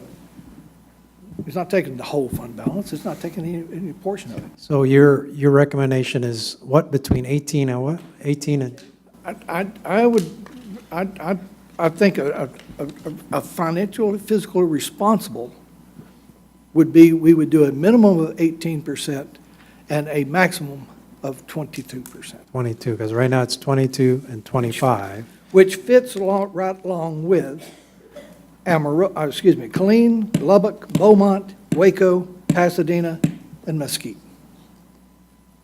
Over half the cities that we did our comparison with all have 22% or below. Matter of fact, 7 out of the 10. All right. Anybody else? Thank you, Mr. Mayor. Mrs. Fleming. Thank you, Mr. Mayor. I would have to say I agree with Mr. Kilpatrick. Makes a lot of sense, and if we lower it to 18 to 22, we'll have that extra money to do like he said, and I would have to agree with him. It's a very good point, sir. All right. Anybody else? Mr. Rivera. My question, and I'm stuck in between, because when I see what we had in 1992, when everyone deployed and we called this place a ghost town, I remember those days very, very well.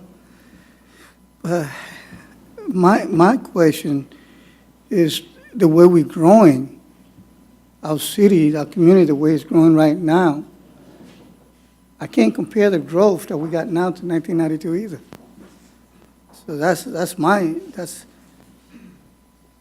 I kind of agree that we could probably survive with 18 and 22, but the city manager, I understand, is you run this once we set it and you manage it. But with the growth that we have going now, do you think that's a good number there?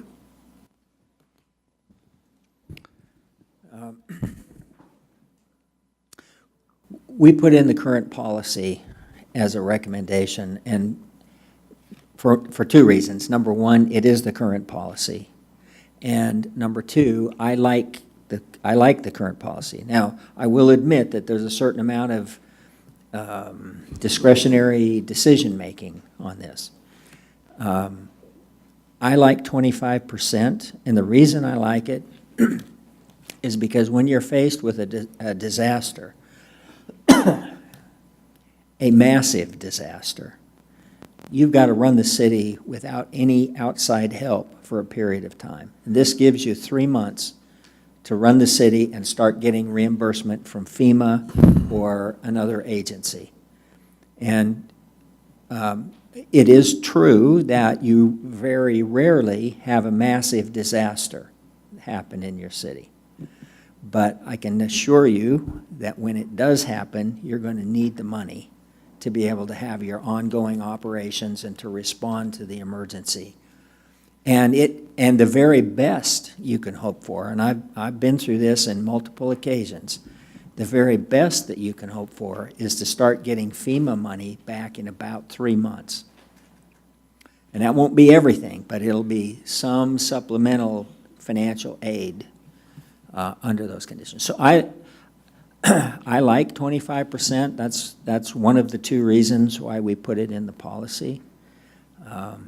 Now, if you change it, can I manage to it? I certainly can manage to it. But my preference, we are at 25%. I don't think 25%, as you saw from the information, the actual amounts of money that other cities have are, for the most part, in excess of 25%. I don't think it's unreasonable to have 25%. Give or take, either one of you, give or take, how much it costs right now to run a month in our city? It takes 1/12 of 180 million. 80 million? I don't know what that number is. Do you know? What I get it. I get it. Thanks for the calculator. Thank you, Mr. Mayor. So I kind of get the idea. He likes the 25, and I hear a couple of them that, lower it to maybe 8, what was it, 18 to 20? So,